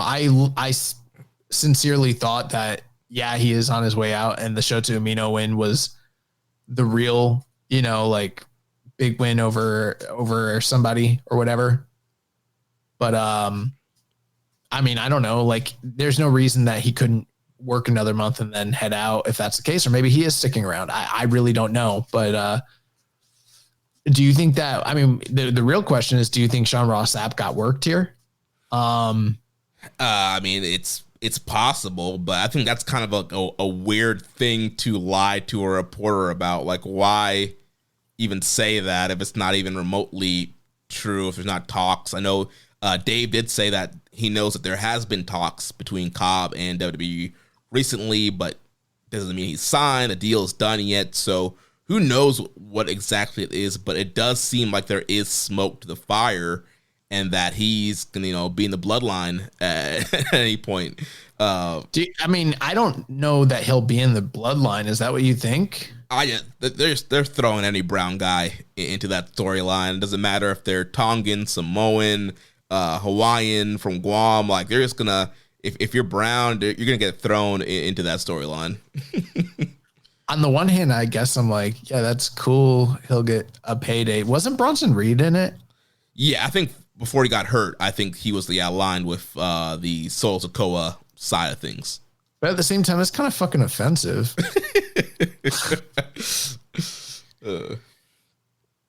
So I mean, it's possible. It wouldn't surprise me if he does leave. I mean, at this point, he is getting up there in age. Now's the time to strike if he wants to kind of get a big contract from one of these two companies.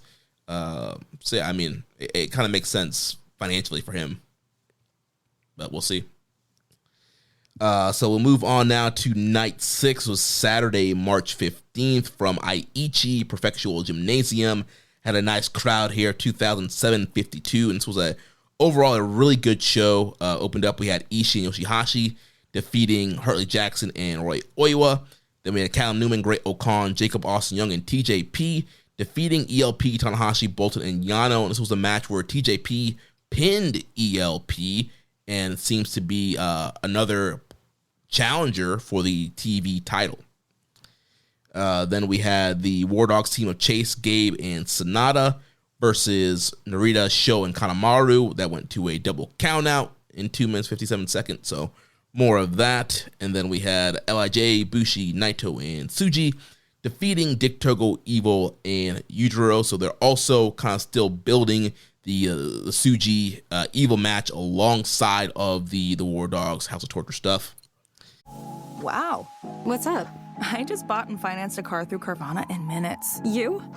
The person who agonized 4 weeks over whether to paint your walls eggshell or off-white bought and financed a car in minutes? They made it easy. Transparent terms, customizable down and monthly. Didn't even have to do any paperwork. Wow. Mm-hmm. Hey, have you checked out that spreadsheet I sent you for our dinner options? Finance your car with Carvana and experience total control. Financing subject to credit approval. And then we got to quarterfinal action here. We have the Dragon, Shingo Takagi, getting the win back by defeating Drilla Maloney in 11 minutes and 8 seconds. Yeah, this was all killer, no filler. These guys went balls to the wall and worked a very, very hard-hitting but very fast-paced, violent match. I enjoyed this. I think I liked this better than the first match. Oh, I think I like the first match better. It definitely worked super hard here and super fast, but I don't know, something about the first match I like a little bit more, but this is pretty much kind of the same tempo that they did from the first match. The first match was pretty fast paced as well. Big bombs, Drilla really showing that fighting spirit throughout and eating up a lot of Takagi's big strikes here. And once again, Takagi busts out the Burning Dragon to get the win here. In a post match, seemed like they kind of had a little sign of respect and, saying, the score's even. So I'm sure at some point we'll see a third Drilla Shingo match, maybe a G1. Maybe G1. Maybe one of these guys gets the Never Belt or some shit. And, they wrestle in November. I don't know. Yeah. MJ asks thoughts on Drilla's first New Japan Cup and who you'd like to see him mix it up with going forward. I thought he did well. So far, the types of guys I like to see him wrestle are Ishii and Shingo. Yeah, I think he's perfect for that Never division, and keep him in the mix of guys like Ishii and Shingo.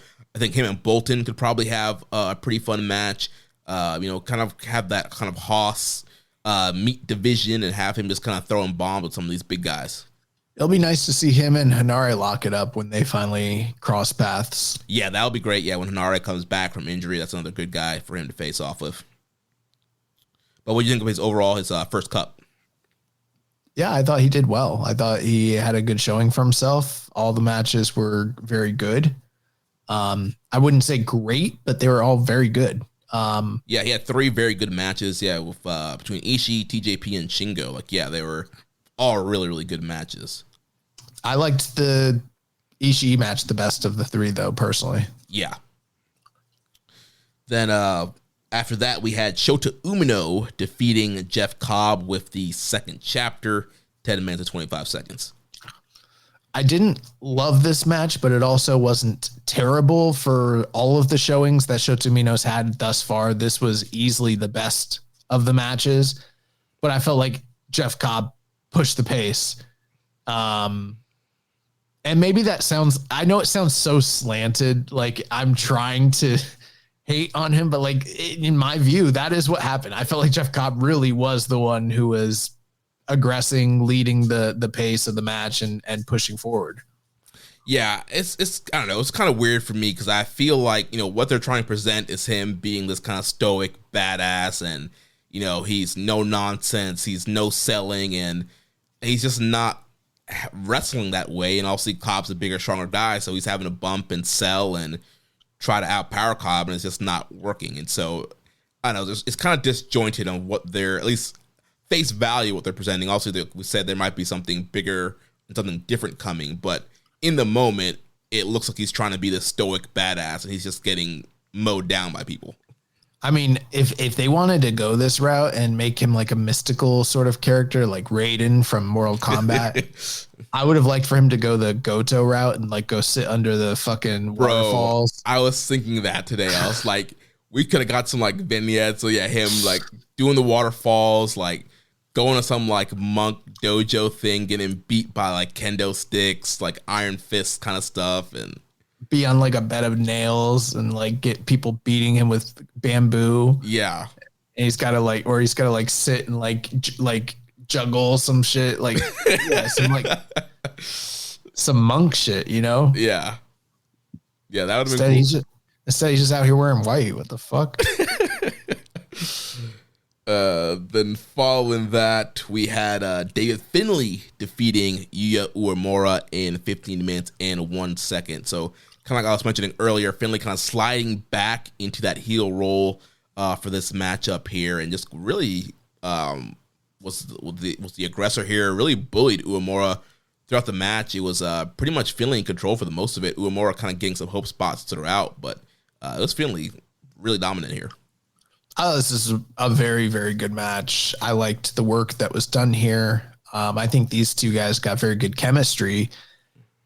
A lot of people disappointed about this one too, you know, and maybe this is all a byproduct of them waiting for so long to kind of go with some of these young guys. And now that they started to kind of show signs of life, that they are doing that maybe there's a little bit of an impatience, but I don't think it would be unwise for management in New Japan to pay attention to that, because there can be a growing like discontent. Then again, this is more of a Western audience sort of sentiment. I don't know what the domestic audience feels about all this, but I pretty much assumed that David Finlay was going to get the win here. And yeah, it's probably a situation where fans should have anticipated this. And if you're angry that Yuya Uemura lost in this manner at this junction, kind of got to blame the booker, because they booked themselves into this position for it to go down this way. Yeah, obviously Uemura, another guy that people are really invested in and want to see him become a tippy top guy. And, you know, coming back from the injury, they had the opportunity for him to come back and be presented stronger and be elevated up the card, but for whatever reason, they decided not to go that route and to kind of keep him where he was at before the injury. And I don't know, maybe that's just a slot for him right now, but clearly, like, there's no plans to, as of right now, to really push him up the card. Right now, if I'm being honest, like the only dude from that generation that like came in and it's like full on, he's got the juice, it's Tsuji. Yeah. And even Tsuji kind of sometimes feels like he's not even a fully finished product either. But out of all of them, it's like Tsuji knows who he is. He gets his character. He projects like a star. He fucking gets it. And has great matches. Yeah, and he has great matches. Yuya Uemura has great matches too. And I understand why for many fans, he's their special guy.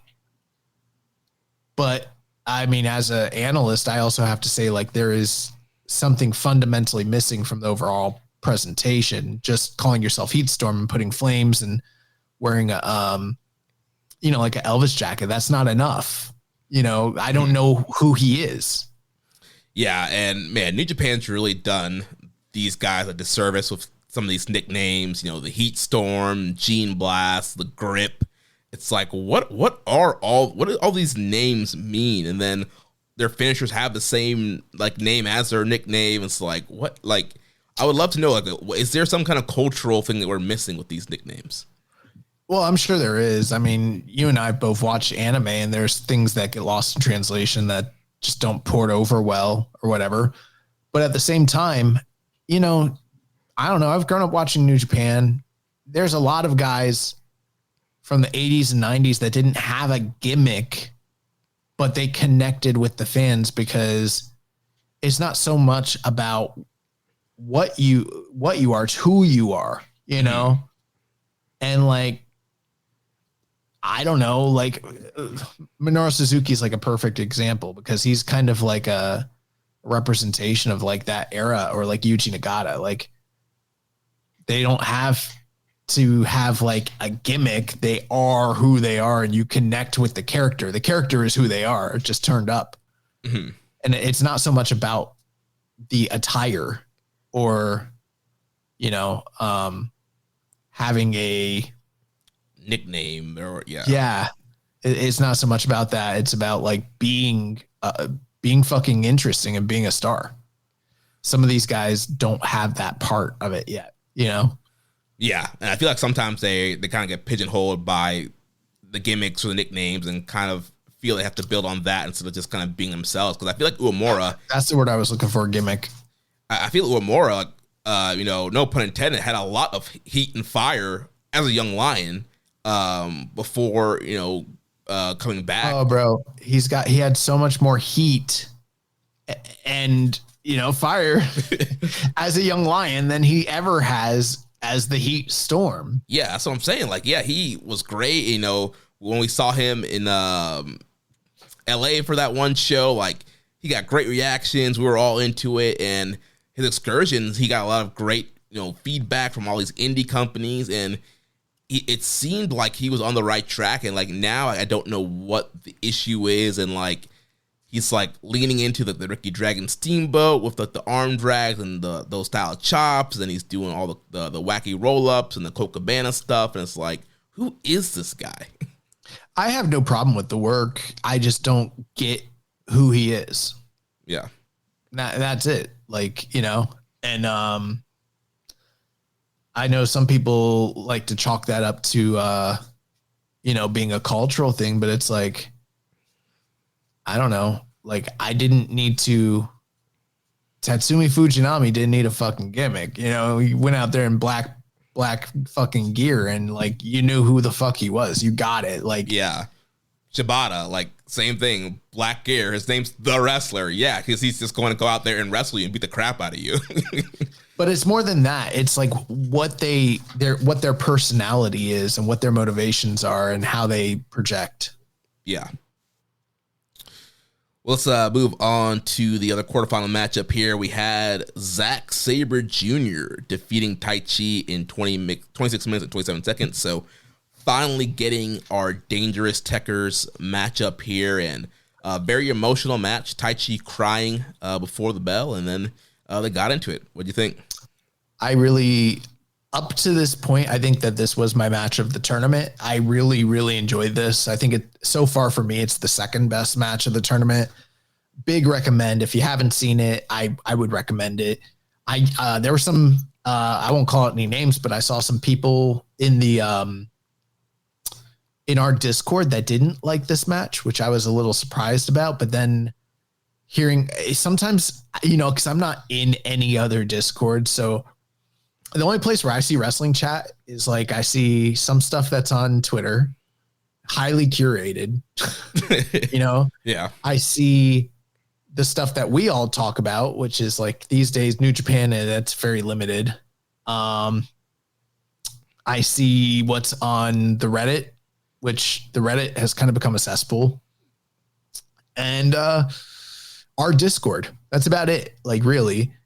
But my understanding is there's a lot of crossover from other Discords and stuff. So, like, yeah, apparently our Discord's become, quote unquote, like a safe haven from, like, the VOW Discord for whatever reason. Like, people have, like, have been jumping ship from there.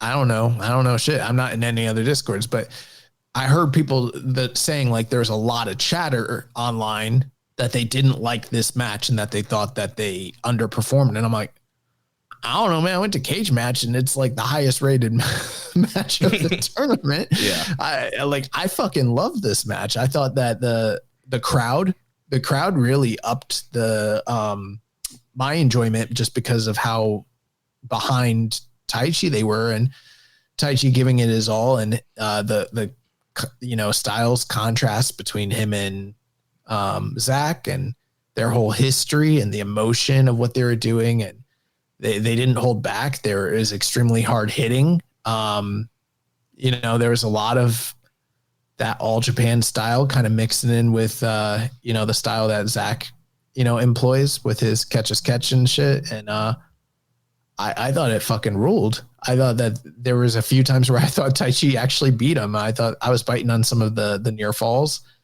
and the finish of it after Zack won, and the roll up, it's such a tight roll up. These guys had great chemistry. I thought the match really, really, really delivered. Yeah. I was shocked to see that anybody didn't like this. Yeah. I thought the match was great. I'm like 4 1/4, 4.5 range here. I thought it was a really great matchup and such great chemistry and like so many emotions. Like I mentioned, Taichi crying before the bell, and then you mentioned this was a great crowd. You know, they had nearly 3,000 people in the building, and yeah, they were all behind Taichi and getting behind him. So after every kind of big, Zack Sabre move, or Zack would have him tied up, the crowd's rallying to get him towards the rope.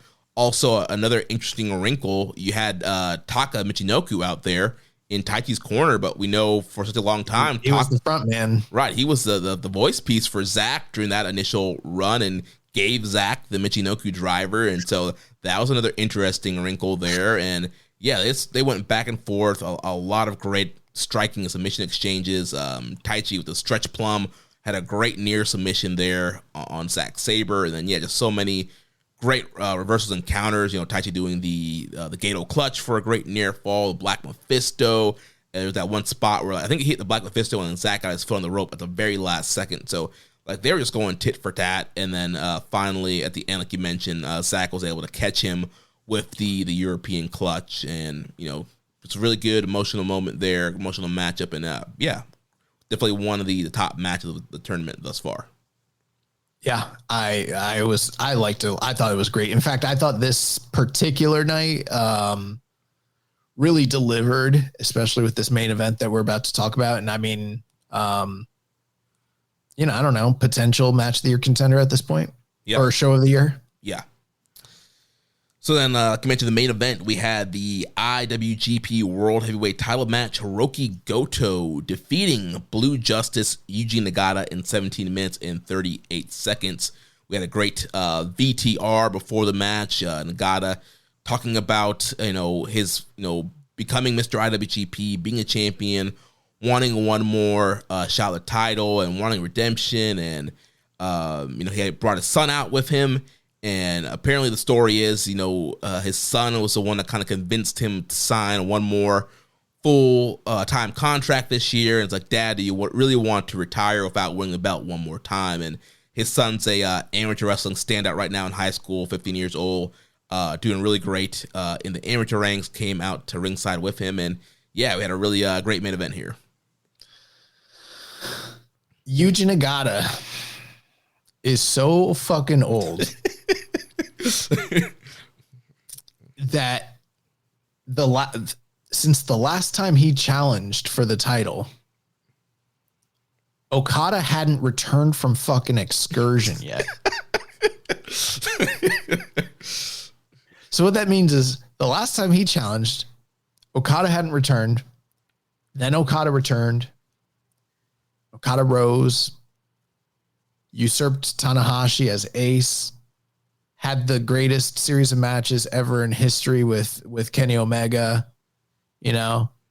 headlined Madison Square Garden, headlined the Dome all these times, and then left for AEW.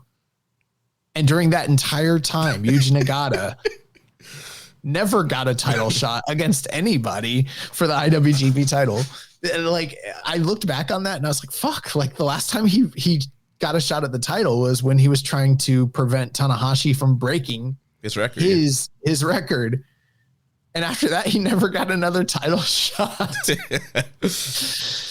Yuji Nagata is so old. You're supposed to say how old is he, but that's all right. How old is he?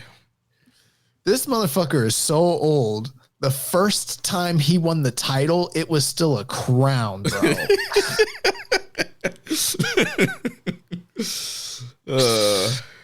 That's how old this dude is, bro. He held the crown belt, Yeah. Well, people are complaining about V4. This man held V2. Yeah, he is officially now the oldest challenger of the IWGP title at 56 years old. I really enjoyed this match a lot. I do think it's kind of funny though that like the two last dudes that Goto beats and runs it with for the title are like one dude who's retiring and another dude who's like, shit, I can't believe you're not retired. Like, bro, how was Tanahashi retiring before Nagata? And the funny shit about that, Nagata at this point in time, I think Nagata's better than Tanahashi. He is.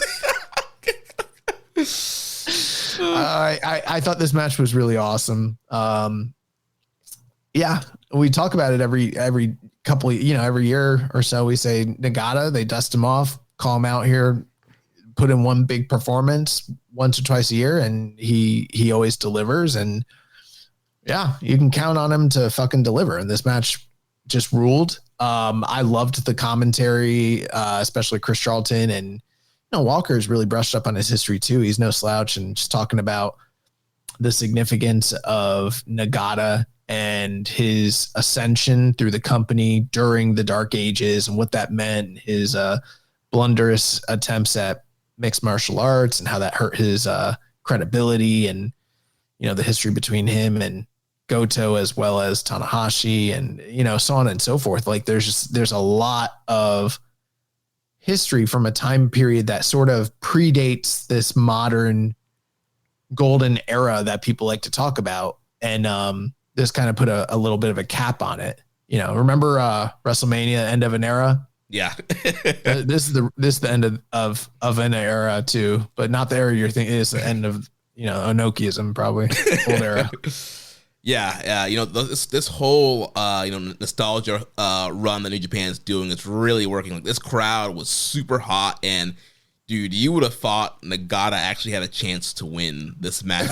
The way the crowd was behind him, and anytime he was on offense, they were going big, and they pop big for his armbar spot where he rolls the eyes behind his head. Like, they were into everything the guy was doing. Obviously, it's still into Goto too, but it just felt like they were really kind of wanting to see another Cinderella story with Nagata, winning the title one more time. How fucking wild would that be? That would have been nuts. At that point, I'd be like, really?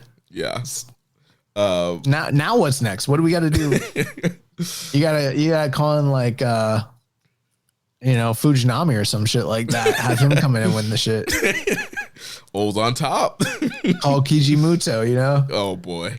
But yeah, this was a really good matchup. Nagata working the strikes, working over the arms, trying to get the the Blue Justice lock for the submission there, and then Goto working his moves as well, and coming back with strikes, and had a little hard time nailing the Shouting Kai.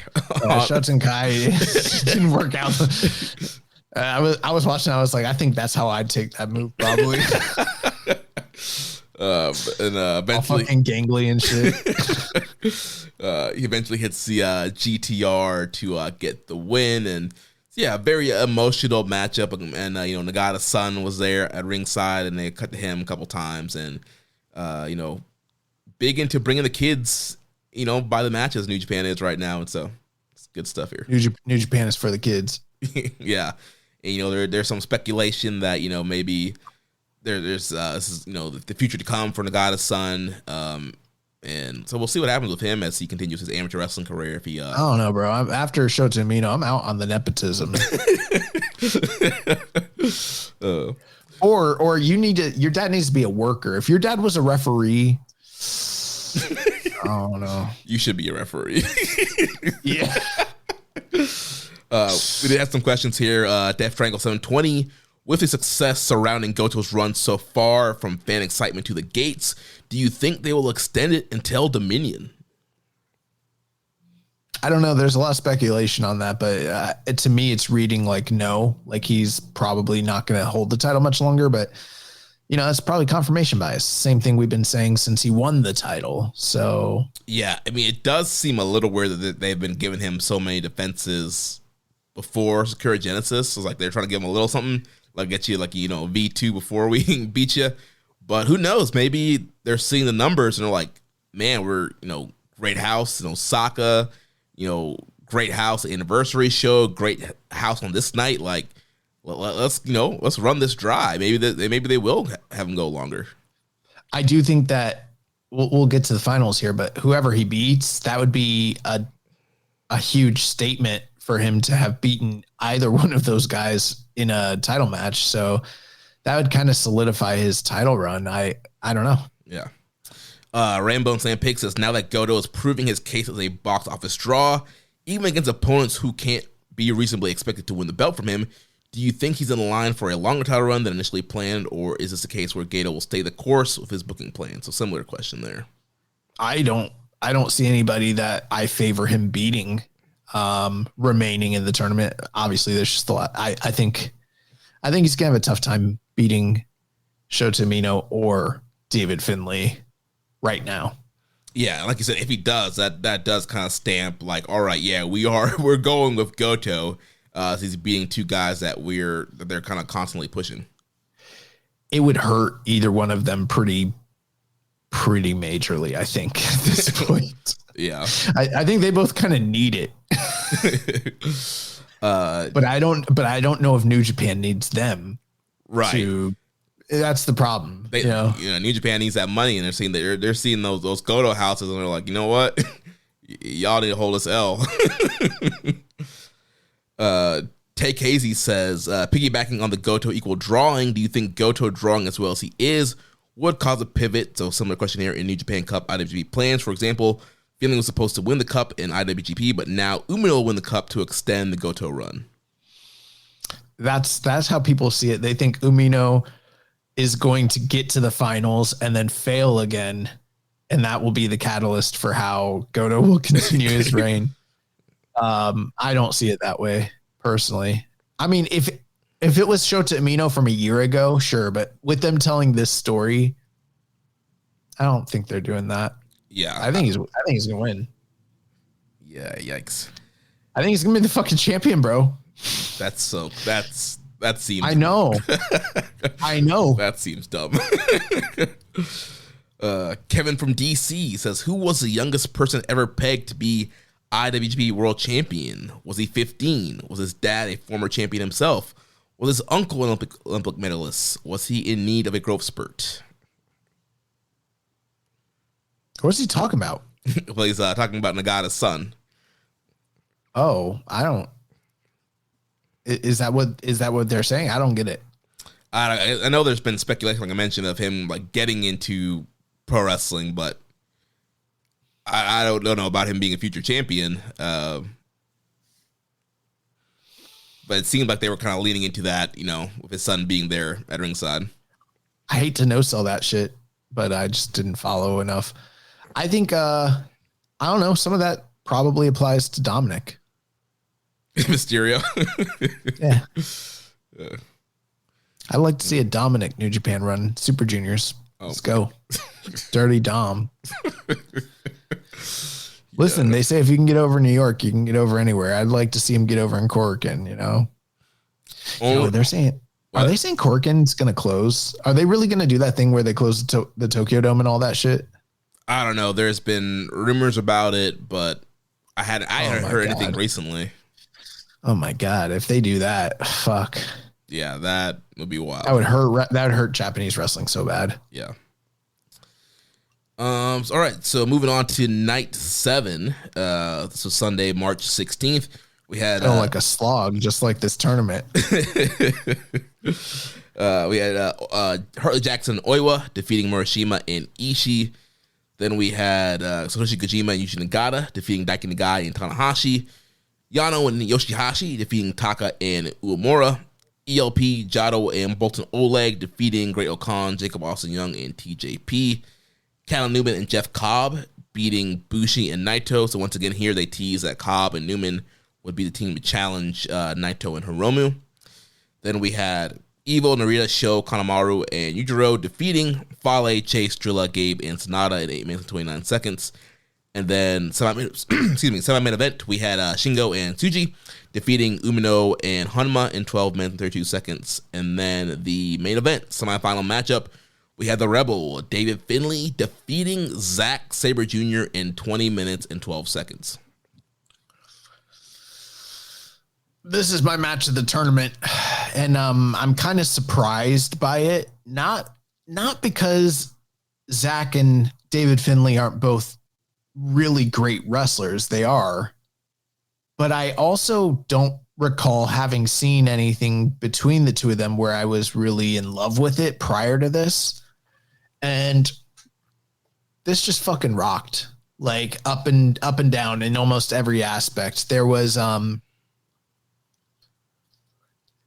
so here's an example, right? And some people are not going to like this example, but it is what it is. So we're going to talk about the match of the week later. We're going to talk about Kenny and Takeshita, which is arguably it is a great match, but I went back and I rewatched it, and I still wound up feeling a lot of the same ways I did about it the first time. And what a lot of it was there was a lot of work in the first half. It was a really long match.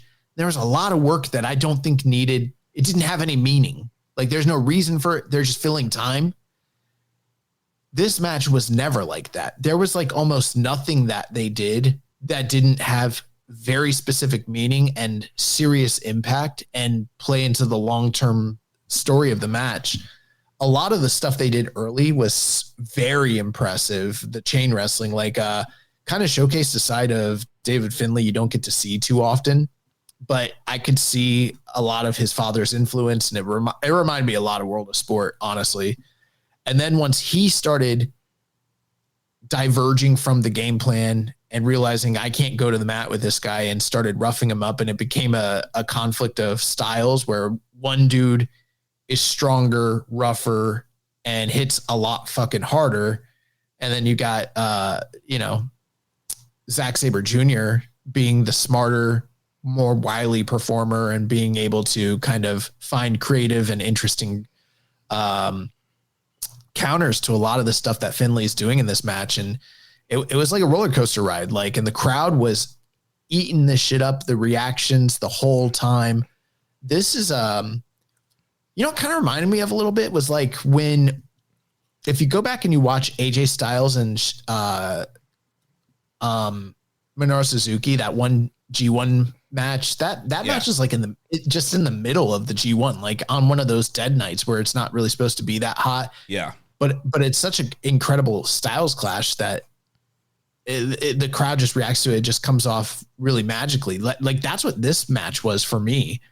And I did not expect to like this match as much as I did. And, going back and looking at the tournament, the three guys that I think performed the best time in and time out was Shingo, Zack Sabre Jr., and David Finlay. Yeah. And we're getting to a point where like David Finlay is now regularly being mentioned in the same kind of conversations as the top two workers in the company, basically. So that was pretty, that was pretty eye-opening. And then when David Finlay got the win here, he got it fairly clean and in a dominant way.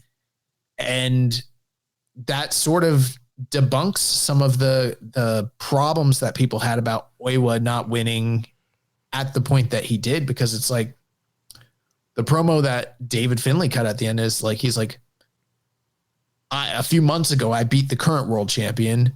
Just now, I beat the former world champion. I'm the uncrowned guy. Like, this is the dude who everybody is talking about this run. Blah, he did this, he did this, he did this, he did this. I just beat him clean in the mat. When's the last time someone like really, really did it like this? Yeah. So I was like, fuck, like they're making it seem like they're going to go with Finlay. So he's probably losing, but they're making him look good. Yeah, I thought this was a great matchup. I thought Finlay really delivered here, and I thought it was very intriguing because, we talk about like Zach eating people up and really controlling the match, but that was totally flipped on the head here. With after you mentioned, after kind of the grappling exchange, like Finlay went to his playbook of like, I'm gonna just be the bully, and he was a big bruiser, and he's power bombing Zach and power slamming him and attacking the midsection. We know Zach's been kind of selling the midsection for the last year or so, and really zeroed in on there, pushing up against the guardrail and really zeroed in on that midsection of Zach. And he was just, bullying in, tossing Zach, the power bombs, and just was just such a brooding force here. And Zach had to fight from underneath and sell. And we don't always see Zach in a position quite like that. And so I thought Zach did a wonderful job selling the midsection, but also still getting great counters off and getting into submission holes. And yeah, it was just a great back and forth. It was fast-paced, hard-hitting. There wasn't a ton of shenanigans from Finlay there. He kind of stayed in the pocket there and went, hole to hole and strike to strike with Zack Sabre Jr. And then that finishing sequence towards the end, he does that great the gator roll into the overkill, and it's just a great finish. And I've seen some. I know that there was. I don't remember the whole deal because I don't pay enough attention, but I know that there was a bunch of discourse in our Discord about David Finlay and his physique. I think Rich started it or something. Yeah, Rich has been saying he needs to do some sit-ups. I disagree. I think that the kind of size he's putting on, it might not be like, does he have the frame to be like, say, the Butcher? No, but I don't think it serves him well to be built like Will Ospreay. Because I don't think that or like even say Jay White. I don't think that fits him. If I'm being honest, the kind of size he's starting to put on, because he is adding, and it's not just there is muscle there, but he's starting to kind of look like Shingo. Yeah. And I don't think I would think of Shingo as like a necessarily bad bodied guy. I also wouldn't think of him as like a class, like he's not going to win the Concorso or anything like that. But I think for the style of work that David Finlay is doing, the build that he's cultivating, like he's sort of like Mac from It's Always Sunny. He's cultivating mass. I think it works for the style of work that he's doing. And I think that it makes sense for him to be a guy that's putting on some bulk there. And it doesn't have to be, it's the kind of muscle that it's like functional muscle, like strongman muscle, because he's picking dudes up and throwing them and being a bully. And I think it works for the persona and the character he's doing and everything like that. Yeah. And also, I think this is the best shape that he's ever been in, especially since they've gone with him in this heel role and being the leader of Bull Club. I think he has a really good look right now. And I mean, could he have, more defined abs? Sure. But like you said, I feel like he is this kind of more of a bruiser kind of guy. Like he doesn't really need to have 8-pack of abs. He's not, Will Ospreay guy's going to be flying around. And I think, especially if he's going to continue to be this style of, throwing guys around. We saw him in there with like Brody King, and like he needs that size if he's going to be matching with guys like that. And, he is kind of like the top kind of power guy, so to speak, in New Japan right now, where every match, like, he's just destroying people with these power bombs and overpowering them and just really imposing his power over these guys. And so, yeah, I think the look works for him right now. Yeah. I think there's locker rooms where this would never fly, but right place, right time, Yeah. So great stuff here. And like you mentioned, Finlay cuts the post-match promo talking about, he said, Zach, there's several things you can call Zach. You can call him, former New Japan Cup winner. You can call him the former IWGP World Heavyweight Champion. You can call him G1 winner, but you can't say he's better than me. I just proved it. And like you mentioned, you talked about, beating Goto and beating Zach, and he's next in line. And so a lot of stake there behind Finlay, and he's trying to put the Bullet Club stuff aside and really try to be locked in to win New Japan Cup.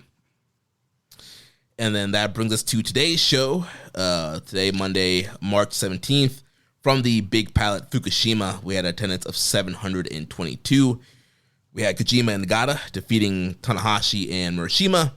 Callum Newman, Great O'Khan, Jacob Austin Young, Jeff Cobb, and TJP defeating Daiki Nagai, ELP, Jado, Oleg, Bolton, and Yano.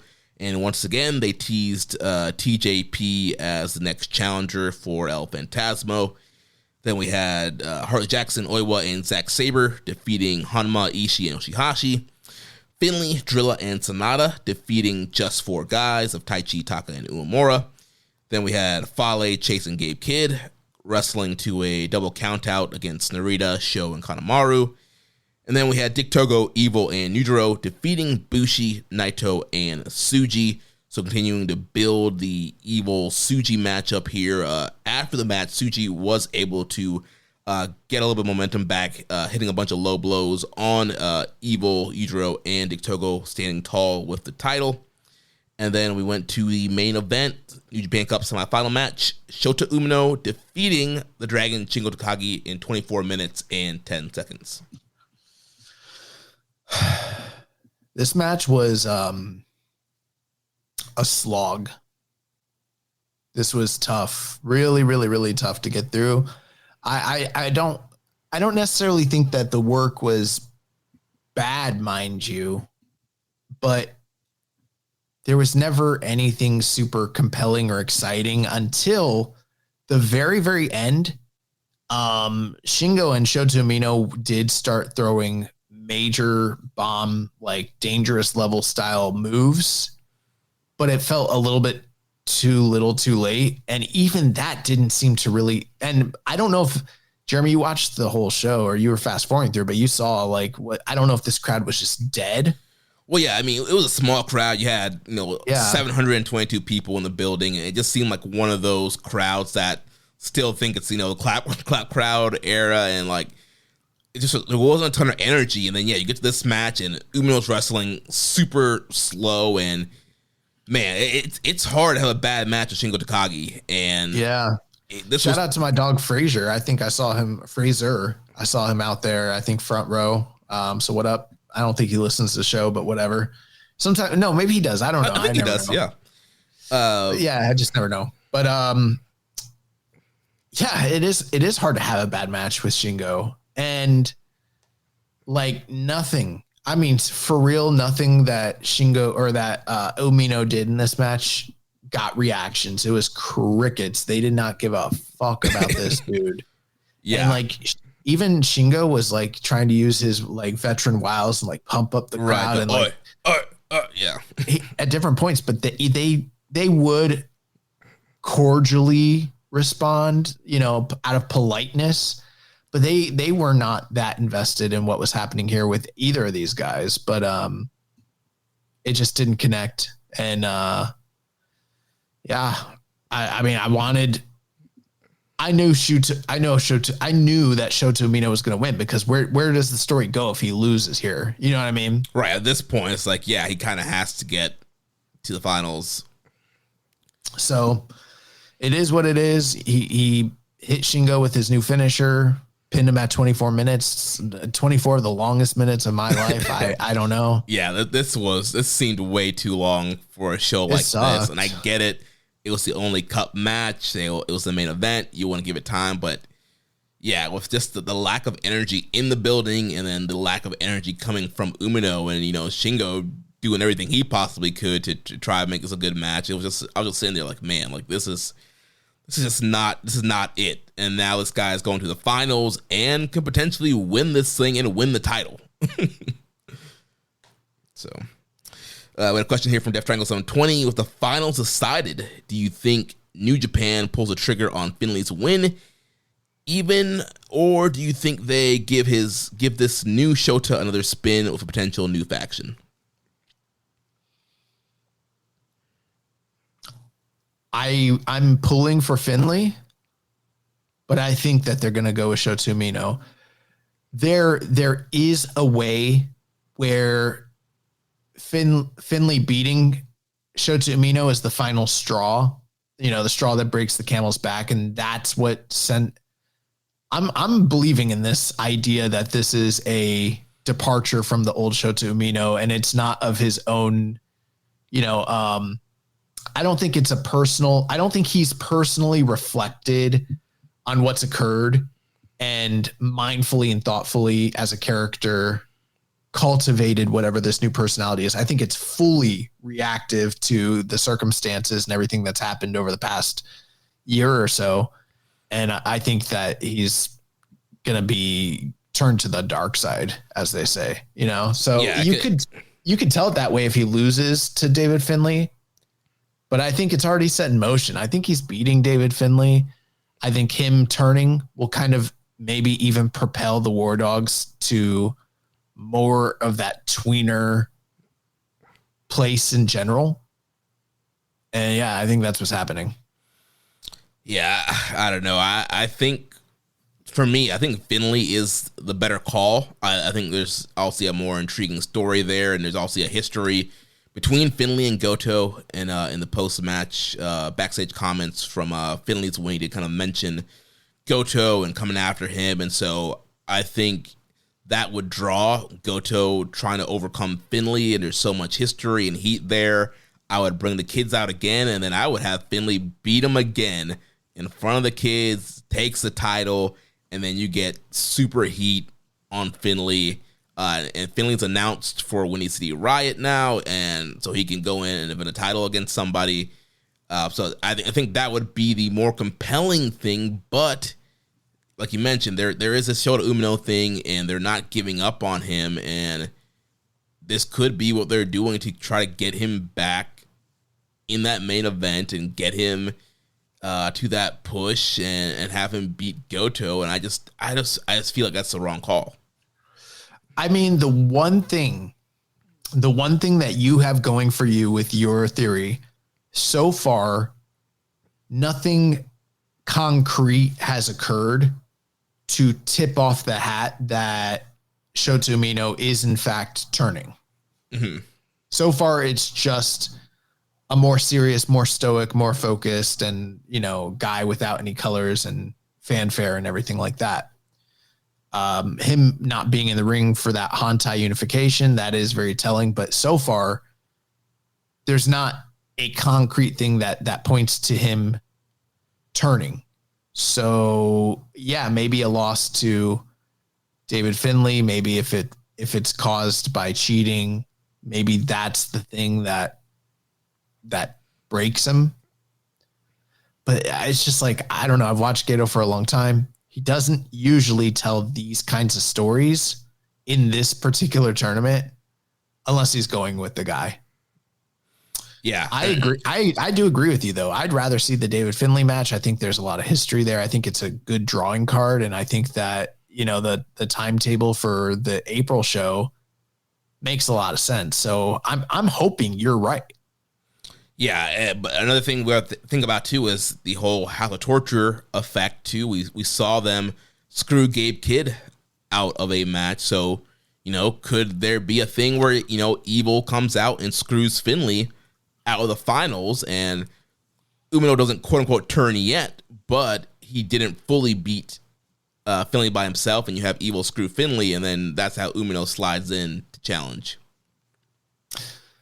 Well, I don't know if you remember, but when I hope I don't get this wrong, but when Chaos started, it started because Rise and Great Bash Heel were feuding.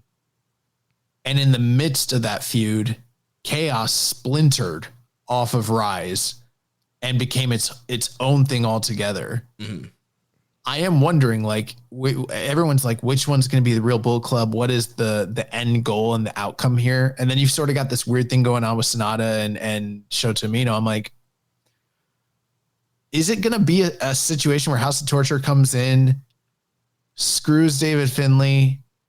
You think that what you're getting is House of Torture aligning with Umino, but then it turns out that Sonata and them double screw them and form their own shit. Because that's what's feeling to me like it's where we're going.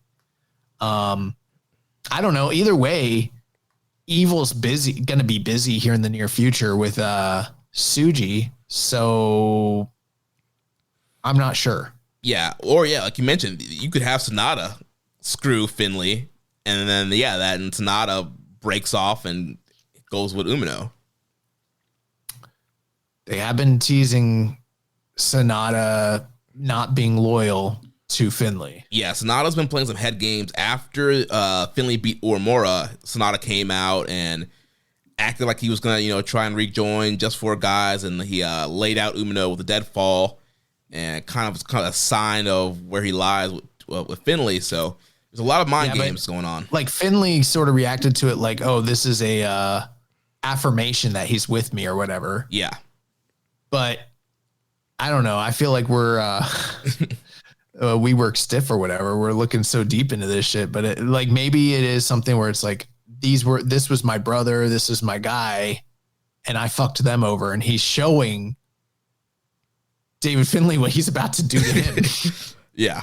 Dave Finlay doesn't even recognize it for what it is. You know, maybe that's what's happening.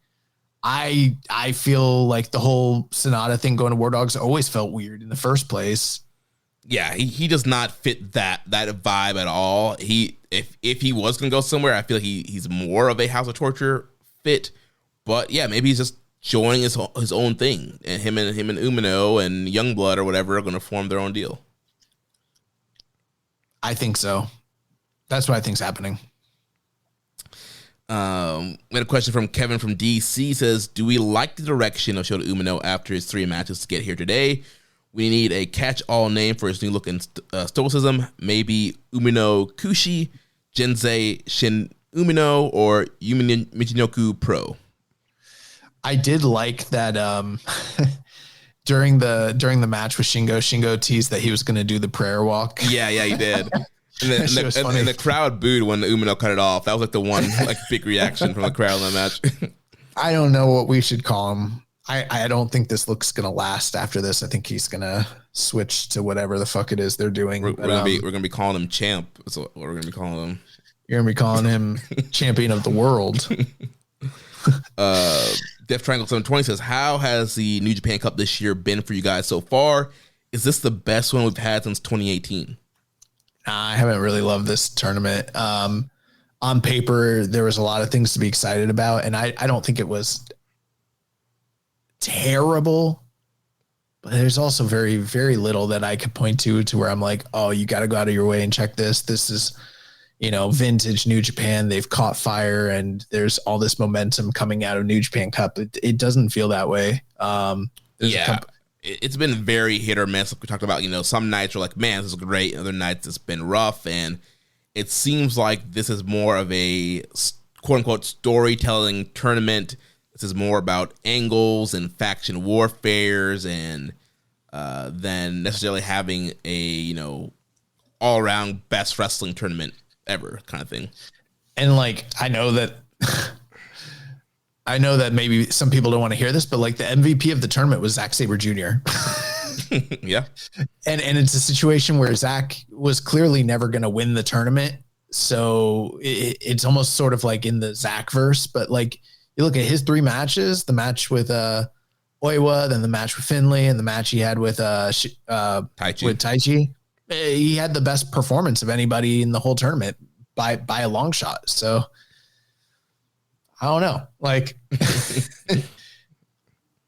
Yeah, I agree with you. This tournament is kind of, it's just been there. And I don't know, I feel like there's been some better ones after 2018. I'm sure there have been, but I also, I don't know. I don't know if I ever clamor for the New Japan Cup. Very often it doesn't pan out the way that you kind of hope it would. Yeah. I think some of the early ones that we did on this show were really good. Yeah. Also, obviously the 2018 one with Zach kind of going through all the aces was definitely a great one. Yeah. And I know we had some ones with Will Ospreay and Shingo in them. So yeah, there's definitely been some good ones. Rainbow Slam Pig says, who has over-delivered in the New Japan Cup relative to expectations so far? Maybe for some, it might be David Finlay, depending on what if you're not, smartened up at this point. Probably the best performing newcomer to the tournament, of all the young guys that did really well, it's probably Drilla Maloney. Yeah. But I wouldn't even say he over-delivered. I feel like we've kind of seen what he's made of, and he, I think, lived up to what. But I would say relative to what he's done in the past versus his most recent iteration, it's a lot better than what we'd seen out of him in, say, Super Juniors, for instance. Yeah. Yeah, so I guess he would be a top candidate for that. And like you mentioned, some people might say Finlay, but I think Finlay did what I would expect Finlay to do and go out there and have really good matches. I thought Gabe performed well, but maybe not to the top level that I would expect from him. And then the finish to that Taichi match probably put a hamper on things, but he probably could have been trending to have done better. Yeah. Let's Commission 7252 says thoughts on the tournament. I didn't really enjoy it this year because it either felt too predictable with almost every match, or the feuds and stories outshadowed the tournament. War Dogs versus House of Torture, Suji versus Evil, Just Four Guys being bums, Sonata being worthless to War Dogs, and Chase and Folly just being there in Japan. Well, I mean, it's hard to say that he's wrong in the way it is perception's reality, but I don't know if I necessarily see it that way, but I could definitely see how you see it that way. At the same time, like, I don't know.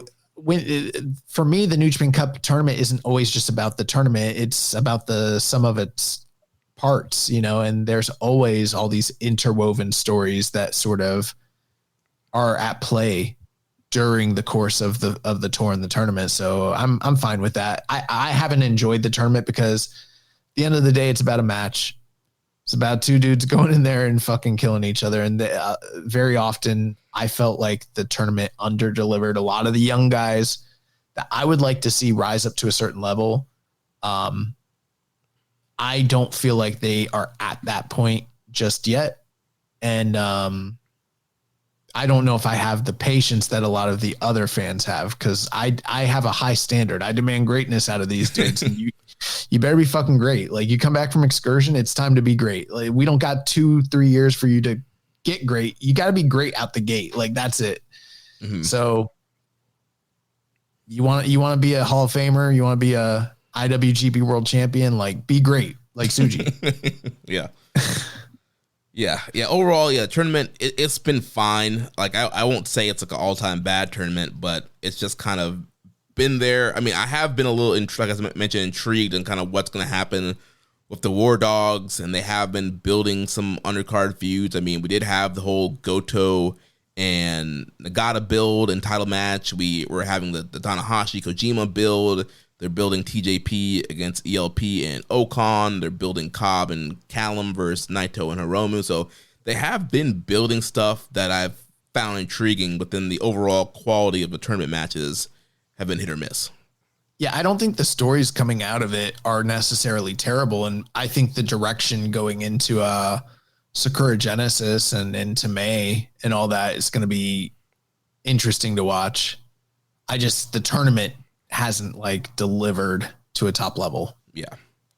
A few questions here from Kevin from DC. He says, Tana asks Yuya and Taichi to blend Just Four Guys into Hantai. So of course the question is, who betrays Hantai out of Just Four Guys?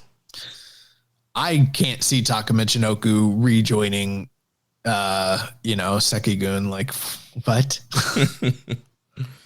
Yeah. If anybody, he's not going to be a part of that. Nope. He also asked, is Sonata still cooked? I mean, yeah, but I like his 1980s midriff t-shirt cutoffs. That's just tight. He says, is TJP cooked? I didn't see his match, but I doubt it.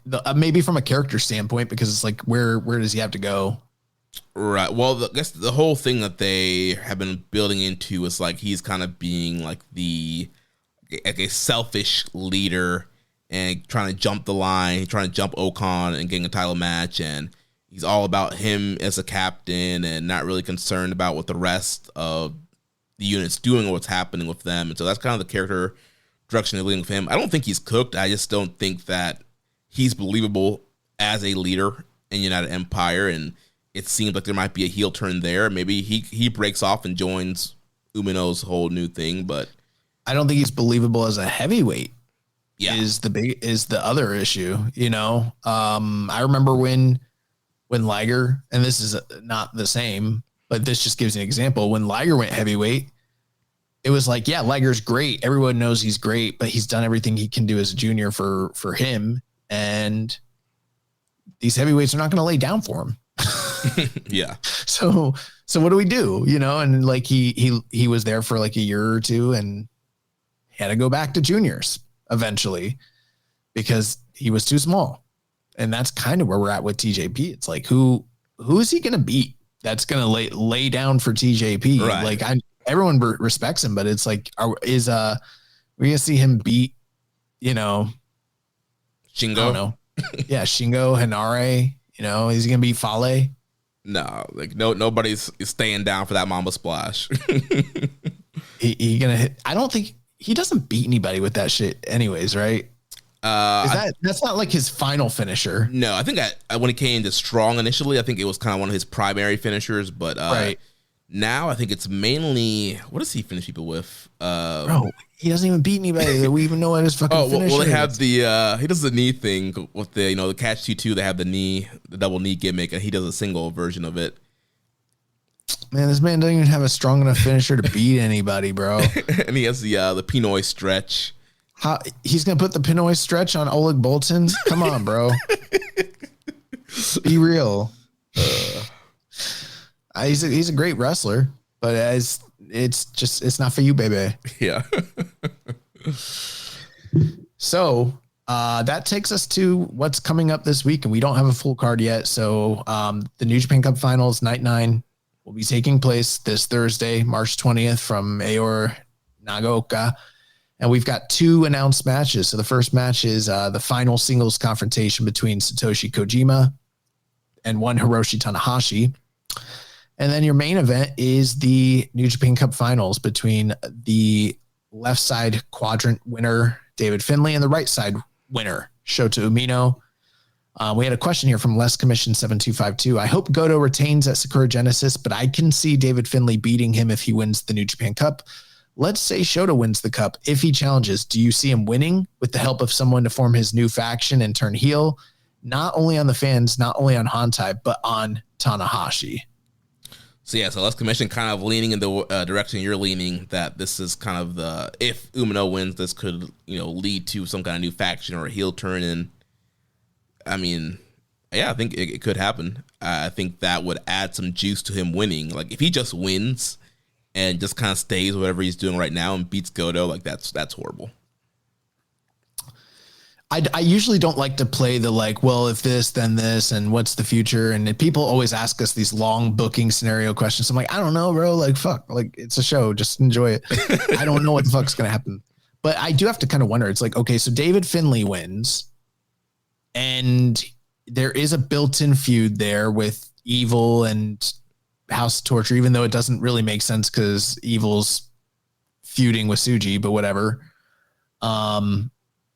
But I do wonder, where do you go with that? Is he just the top heel and he just holds the title until Dominion, or he holds it, all through the G1 and defense in the, what's the end goal there? I don't know. But with Shota Umino, in the idea that he becomes the leader of a new faction, that makes sense to me. There's a million news stories that you can build off of that. And it can be a short title reign because it typically is for guys in that sort of position. And it wouldn't be the end of the world if he drops it, at Dontaku, or even what's after Dontaku? Dominion. Yeah, at Dominion. That would make sense to me. And then he's a force to be reckoned with, hypothetically speaking, in the G1. In the G1. The problem with all that is putting faith in the idea of positioning Shota Umino in that manner. But I don't know, man. You don't put those white pants and white hood on somebody if you don't have a fucking plan for them. So they're doubling down. They're going to go with him. I really think he's beating David Finlay, as much to my chagrin, because I predicted David Finlay since late last year. Mm-hmm. But I know people don't want to hear it, but I think Shota Umino's winning, and I do think that it will fail. Yeah, I don't think it's going to succeed. I think that's a horrible call. I'm hoping that they go with David Finlay. There is a redemption story there with him, not being eliminated last year, having that an injury. Actually, he's talked about it for the first time, what actually happened. Apparently, I guess there was some kind of brain issue. There was a blood flow issue to the brain or whatever, and so also he had to be pulled from the tournament last year. He was rumored to win last year, so I think there's a whole redemption arc with him winning the tournament, and then there's a great built-in story there with him and Goto, where, like I mentioned, him kind of getting the heat and beating Goto, but I think there's also a story of Goto finally overcoming Finlay and beating him and retaining the title. I think I agree that main event just seems really intriguing. I think there would be a ton of heat, and you can go either way with it. I'm not into, Umino winning and his whole deal, but like you said, they're not giving up on him, and there are some pieces moving around. There's something going on with Sonata. Like there's young blood just dropped the titles. Like there's stuff happening that could be all linked. TJP's being weird. Like it does seem like there are certain guys who are just being weird that could all be linked up together and create a whole new thing. So that's probably the way they're going to go. But I'm hoping that Finlay wins. They've had one match in the past. It was the New Japan Cup quarterfinals from 2023. David Finlay beat Shota Umino 17 minutes and 50 seconds. That's their only singles outing. Doesn't look like they lit the world on fire with that match in particular. It did what I saw in the gifts, which apparently New Japan's allowed to share gifts, but we're not. It did look better than what Shota Umino has been wrestling lately. And so I don't know. I don't know what to expect from this match in particular, but, I'm hoping David Finlay wins. I think either way though, whoever wins is beating Goto. I don't think that they have positioned somebody to lose to Goto in either situation. Yeah, and like we said, I feel like it does a loss to Goto. I feel would hurt both guys. I think any other young guy, literally any other young guy, that includes Gabe Kidd. If it was anybody else other than Tsuji, I think Tsuji and Umino are the only two guys. I know Narita's challenged for the title, but I almost don't even count that shit. But those are the two guys that like have been pushed at a near same like level for a similar amount of time and have had big spots and big title shots and kind of can't really afford to lose again in that sort of spot. Everybody else that's young that was in this tournament, had they been brought up to this point, and if they actually won, they could afford to lose to Goto, Oiwa, Uemura, fucking who's Bolton. Bolton Oleg, Drill Maloney, even Gabe Kidd. I think as much as people would complain about that decision, it would ultimately still be his first title match ever. Yeah. And all of them could handle that loss. But Umino's in a spot where he really can't handle that loss again unless after the loss you're still turning him, but you're also diminishing his importance after the fact and maybe potentially trying to build him back up later. And you're definitively saying like, we're making Goto strong. We're making Goto like a main guy and we're done with Shota Umino. That for the time being. Yeah. I don't see them doing that. I think that if they are investing in Umino enough to tell this story and potentially, I mean, we could all be wrong, but if you're just reading the tea leaves and the way that everything's starting to align, it does look like we're getting rid of factions to bring in new factions. You're seeing something weird happen with this guy. There's questions of loyalty. It just seems, and they could twist us all. There could be a twist that we don't even see coming, but it seems like they're positioning him for something. And David Finlay is also in a similar position where it's like, he can't just be the perennial guy that gets to the top and then loses time and time again. I think that there's money to be made and some real heat that you can derive by doing things the way that Jeremy just said earlier, where it's like you have the kids come out and you have the bad man beat their dad in front of them for the title again, Mm-hmm. And it's like, fuck. And then David Finlay's like, not only just a made man, but like going into America, he has that cachet. He's got the title. It's not going to be the situation like when we were in LA and people were calling him Hangman Adam Page and confused about who he was and just dead ass quiet and all that shit. Like, it's not going to be like that. Yeah. So, but I guess the question is like, what side of the bread is it buttered? You know, it's not this.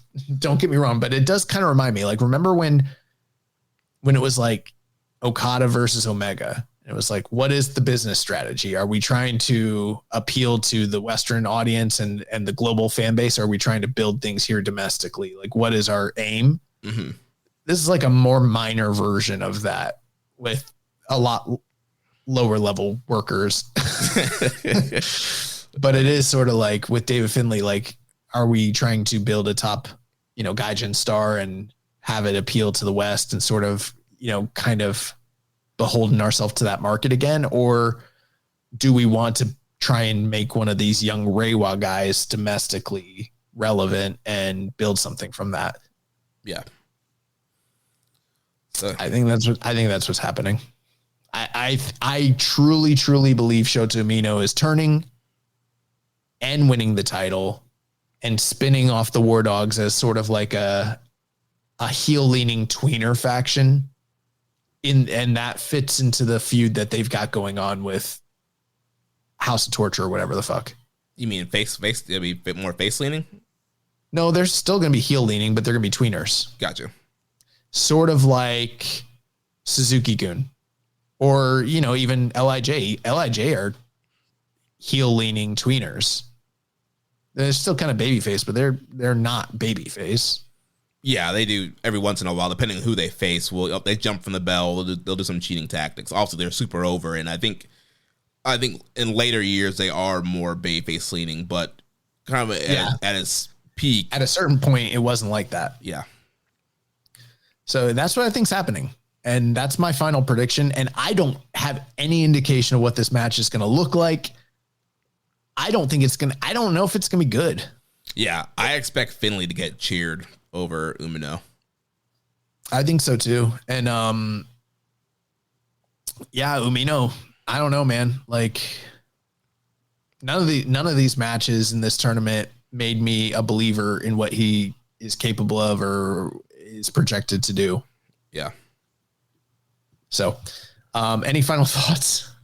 No, we just gotta, let it play out. We'll see what happens on Thursday. Well, that's going to take us to the news. So just a couple quick news items. We already covered this, but Fightful reported earlier this week that Jeff Cobb is on WWE's internal roster.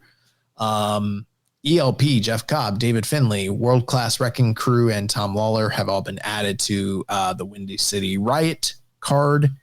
And Clark Connors is the new Defy World Champion, that's so awesome. He beat Ricky Saints clean 1, 2, 3 in the ring for the, for that champion to lay down for the 1, 2, 3 and hand the belt over to the new guy do business the right way on the way out, which is awesome. That's what should have happened, but unfortunately, it was that's not what happened. No, it was some kind of 4-way. What? You didn't know that? Were you joking? Or I knew. I was to say, yeah, it was a 4-way gimmick. Let me see. I'm trying to see like what even fucking happened there. Cause I actually I saw that he won the title, but I don't know what the match was. I could probably tell you here. So yeah, they had the Super 8 XGP tournament final match where Clark Connors, it was a singles match. Okay. Maybe it was a tournament. It was a tournament. Clark Connors defeated Starboy Charlie, which if you had Starboy Charlie go over Clark Connors for your world title, that'd be crazy. Yeah. Who else was in that tournament? It was Clark. Oh, okay. So it was an 8-man tournament, but the first 2 rounds were 4-ways. Okay. So I know there was something with a 4-way. Yeah. Clark Connors beat LeBron Cazone, Marcus Mathers, and Titus Alexander. And Starboy Charlie beat Bishop Quan, Evan Rivers, and Jordan Oasis. That is a killer lineup right there, Fuck. But yeah, I can't believe Ricky Saints, you didn't get to see the Saints hand off. Bro, he won the title at the last show from Kenta. He ended Kenta's super long run. Kenta's been champion for fucking ever. And then Ricky Saints comes in and beats him. And then he's like, all right, unfortunately, I'm not going to be able to defend this title. That's sick. All right. A couple questions here, and then a recommended match of the week. So A Blue 3 says Akuloiwe and Yuto Nakashima lost both of their tag titles in the last 2 weeks. Do you think that means they are returning soon? And if so, what do you think they're going to do? Yes. Kenta held the title for 615 days. That's crazy. That's crazy. But not as long as Randy Myers. Have you ever heard of fucking Randy Myers? No. Me either. And this wasn't even that long ago, bro. This was in the 2020s. This man held the title for 1,009 days. Holy shit. That's crazy. All right. Recommended match of the week. That was the only question? Yeah. I had Doc's other question here, but we answered that earlier on. So that's it. Recommended match of the week. So did you watch the Jun Kasai match, or did you only watch the Kenny Takeshita match? Only the Kenny Takeshita match. I'm busy man. Okay, I thought we were watching that one too, so I watched that one. But we were gonna watch it for next week. Okay, well, because last week on the show you said we're gonna watch both of them, and I said no, bro. We got like 6 nights to cover, and you were like, oh, okay. And then we'll save it for the next week. Okay, gotcha. Well, I'll save on top of that. So, what do you think about Kenny and Takeshita? So I rewatched it. I already kind of gave some of my thought. Well, okay, here's one thing I did not like. I did not like that they coordinated their fucking gear together. Yeah, that's, I mean, on one hand, it's kind of cool, but the other hand, it's like, why would these two, like, in a blood feud be like, hey, bro, like, you need to, let's wear these, matching anime gears. I don't like that. I like that one of them did it, but I don't like that they both fucking did it, because there's no way that it's a coincidence. And then it's, I mean, I get it. Kayfabe's kind of dead, but you don't have to fucking slap you in the face with it. Yeah, it's like, fuck, bro. It'd be like, if they came out, somebody dressed as Goku and then somebody was dressed as Vegeta. Exactly. Like, that's exactly what it is. Oh, boy. Oh, man.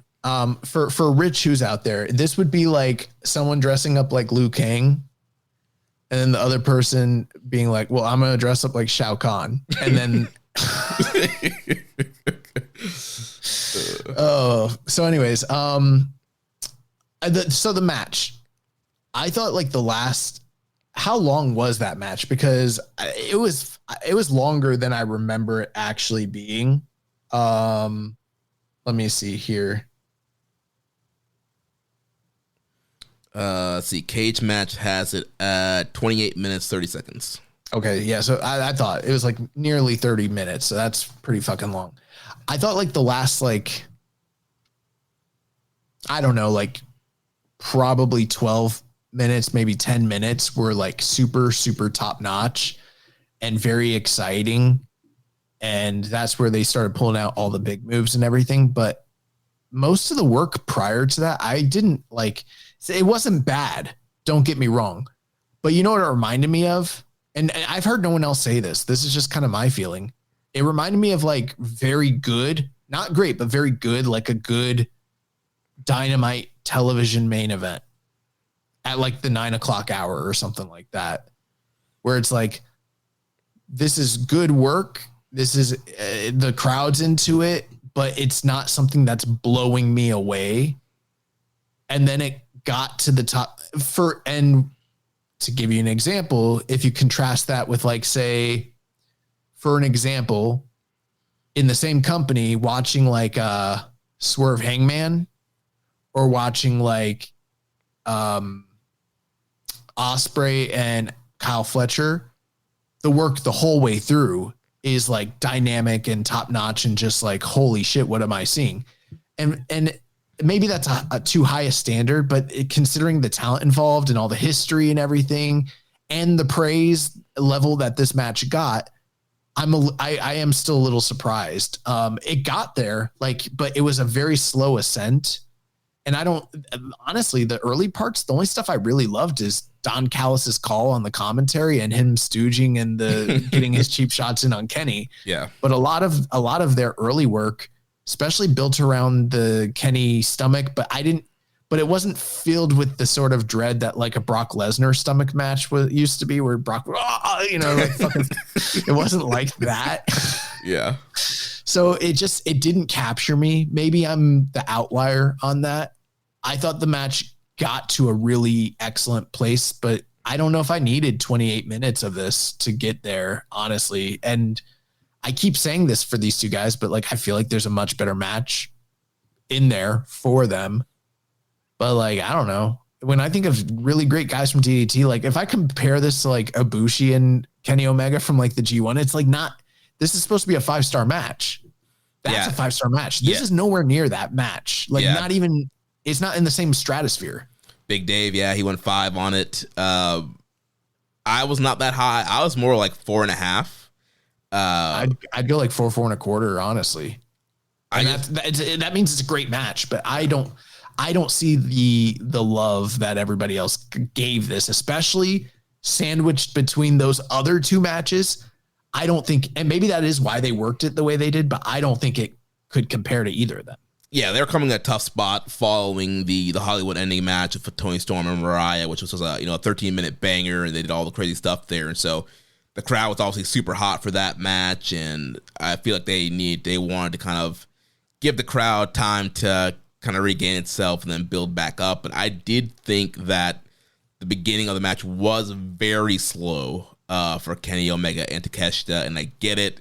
They're slowing things down, and they're focusing on, you mentioned the midsection stomach of Kenny and trying to sell that. But I did feel like, all right, like, pick it up. Like, I know you guys are like two of the best wrestlers in the world. Like, get to it. And they did eventually get to it. They did. And it was great. And like, I'm 4.5 on it. Thought it was, great matchup. But, following the Hollywood ending and then going into the cage match, it's hard for me to throw 5 on that match, but it's still a great match, and it will probably end up being on our excursion match of the year list. And if maybe, I don't know, bro, I just being honest, I wouldn't nominate it for that personally, because I think it's like a 4 and a quarter match. But maybe, and that's not hater shit. Mm-hmm. If I really thought it delivered the way I thought it should, I would be like talking about it better than it is. But I don't know. I don't like the idea of like struggling to pay attention to a Kenny Omega Takeshita match. Like, yeah, I'm not a huge fan of Kenny's feeling he needs to sell the diverticulitis every match now. I'm like, I get it. Like, is he doing that every match? I feel like a lot of his matches, like outside of the Gabe Kidd match, I feel like a lot of his matches have been centered around like, like we were going to attack the midsection. He's going to sell like the Australia match. Like, They attack, like he's selling that, and like remember I had problems with that match too. Yeah. I'm not as high as everybody else in that one. Although I will say this, that match I almost was the opposite on. I thought it was like too video gamey. But if I had to rewatch one of those two matches, it's gonna be the tag match. Yeah. The tag match was much more dynamic and exciting than the match they had at Revolution. Yeah. I just feel like Takeshita's style is like, at his best, is way too dynamic to be like this lumbering heel that's just attacking one body part. And then I feel like Kenny is too dynamic to just be sitting there trying to, selling forever and not fighting back. So I feel like this structure does not fit their strengths. But it was still a great matchup, though. Yeah, and it's unfortunate because it's like they've had 2 big matches in AEW now, and I didn't love either match. And it's like, how many times are they going to pair them up to, and it not deliver? Watch the next one. Watch this shit. Watch when we get to All In and we are ringside for we're not going to be ringside, but watch when we get to All In and we watch Kenny Omega and Okada have the worst match that they've ever had in their career. Bro, don't say that. and we're gonna walk out and we're gonna be like, yeah, it was. I mean, yeah, objectively, we're gonna be saying words like objectively. Objectively, it's a good match, bro. It's gonna be 4.75, and we're gonna be hating on it. No, it's not. If it was 4.75, I'll be over the moon but they had 6 though. So 7. There's no such thing as a 6-star. They had 7. You know, so 4.75. That's a little lower. You know, than what the standard for them is. We're gonna be watching out. We're gonna be like, that was perfectly adequate. Like that was 5. It wasn't no 6 or 7, but you know. We're gonna be so disappointed, and it's gonna be Okada's fault. And then Kenny's gonna be selling the stomach. Oh God. All right. So next week we'll talk about the fluorescent light and glass board extreme 3-way match that happened at. You watched it? I did. You're probably so excited to talk about it this week, bro. That match was freaking insane. But I'll save my thoughts for next week. All right. So that's going to wrap it up for us here this week. Next week we'll be back to review the New Japan Cup Finals. Remember, if you want to watch our show live or listen without ads, sign up at patreon.com/KI Strong Style. You can also make a donation by visiting suplex.com/donate and click on the donate button under the Keeping It Strong Style logo. Make sure to connect with us on social media on X and Blue Sky. Follow us at KI Strong Style, at Social Suplex, and at Jeremy L. Donovan. On Facebook, follow us at facebook.com/Social Suplex and the Wrestling Squared Circle Facebook group. On Reddit, on the Pro Black Guy, just Keeping It Strong Style. On YouTube, we are at Social Suplex. Join our Social Suplex Discord server to interact with us and other wrestling fans. You can email me, Jeremy at socialsuplex.com. Check out all the other shows here on the Social Suplex Podcast Network. One Nation Radio with Rich Latta and James Boyd. All Things Elite with Floyd and Austin. Imps WWE Adventure with The Implications, Matthew Mayer. Wrestling Art with Chris Things. Tunnel Talk with Ali and Leah. And the Trish and Sarah Wrestling Podcast. Don't forget to subscribe and leave a rating and review. And we will catch you next week on Keeping It Strong Style, the ace of podcasts. It's Shaban. Thank you for listening to Keepin' It Strong Style. We'll see you next time.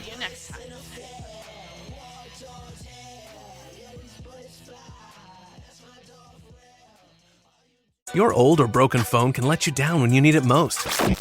Perfect. But at Verizon, trade in any old phone from our top brands and get the most for it, up to $2,000 in value, for an amazing new iPhone 16 Pro with Apple Intelligence and a new line on My Plan, and iPad and Apple Watch Series 10. That's like a 3-for-1. And you can get it on any plan. At Verizon, trade in your old phone for a brand new iPhone 16 Pro, iPad, and Apple Watch. The other guys won't give you that. Visit Verizon.com today. Additional terms apply. Service plan required for Apple Watch and iPad. Up to $2,000 value based on iPhone, iPad, and Apple Watch.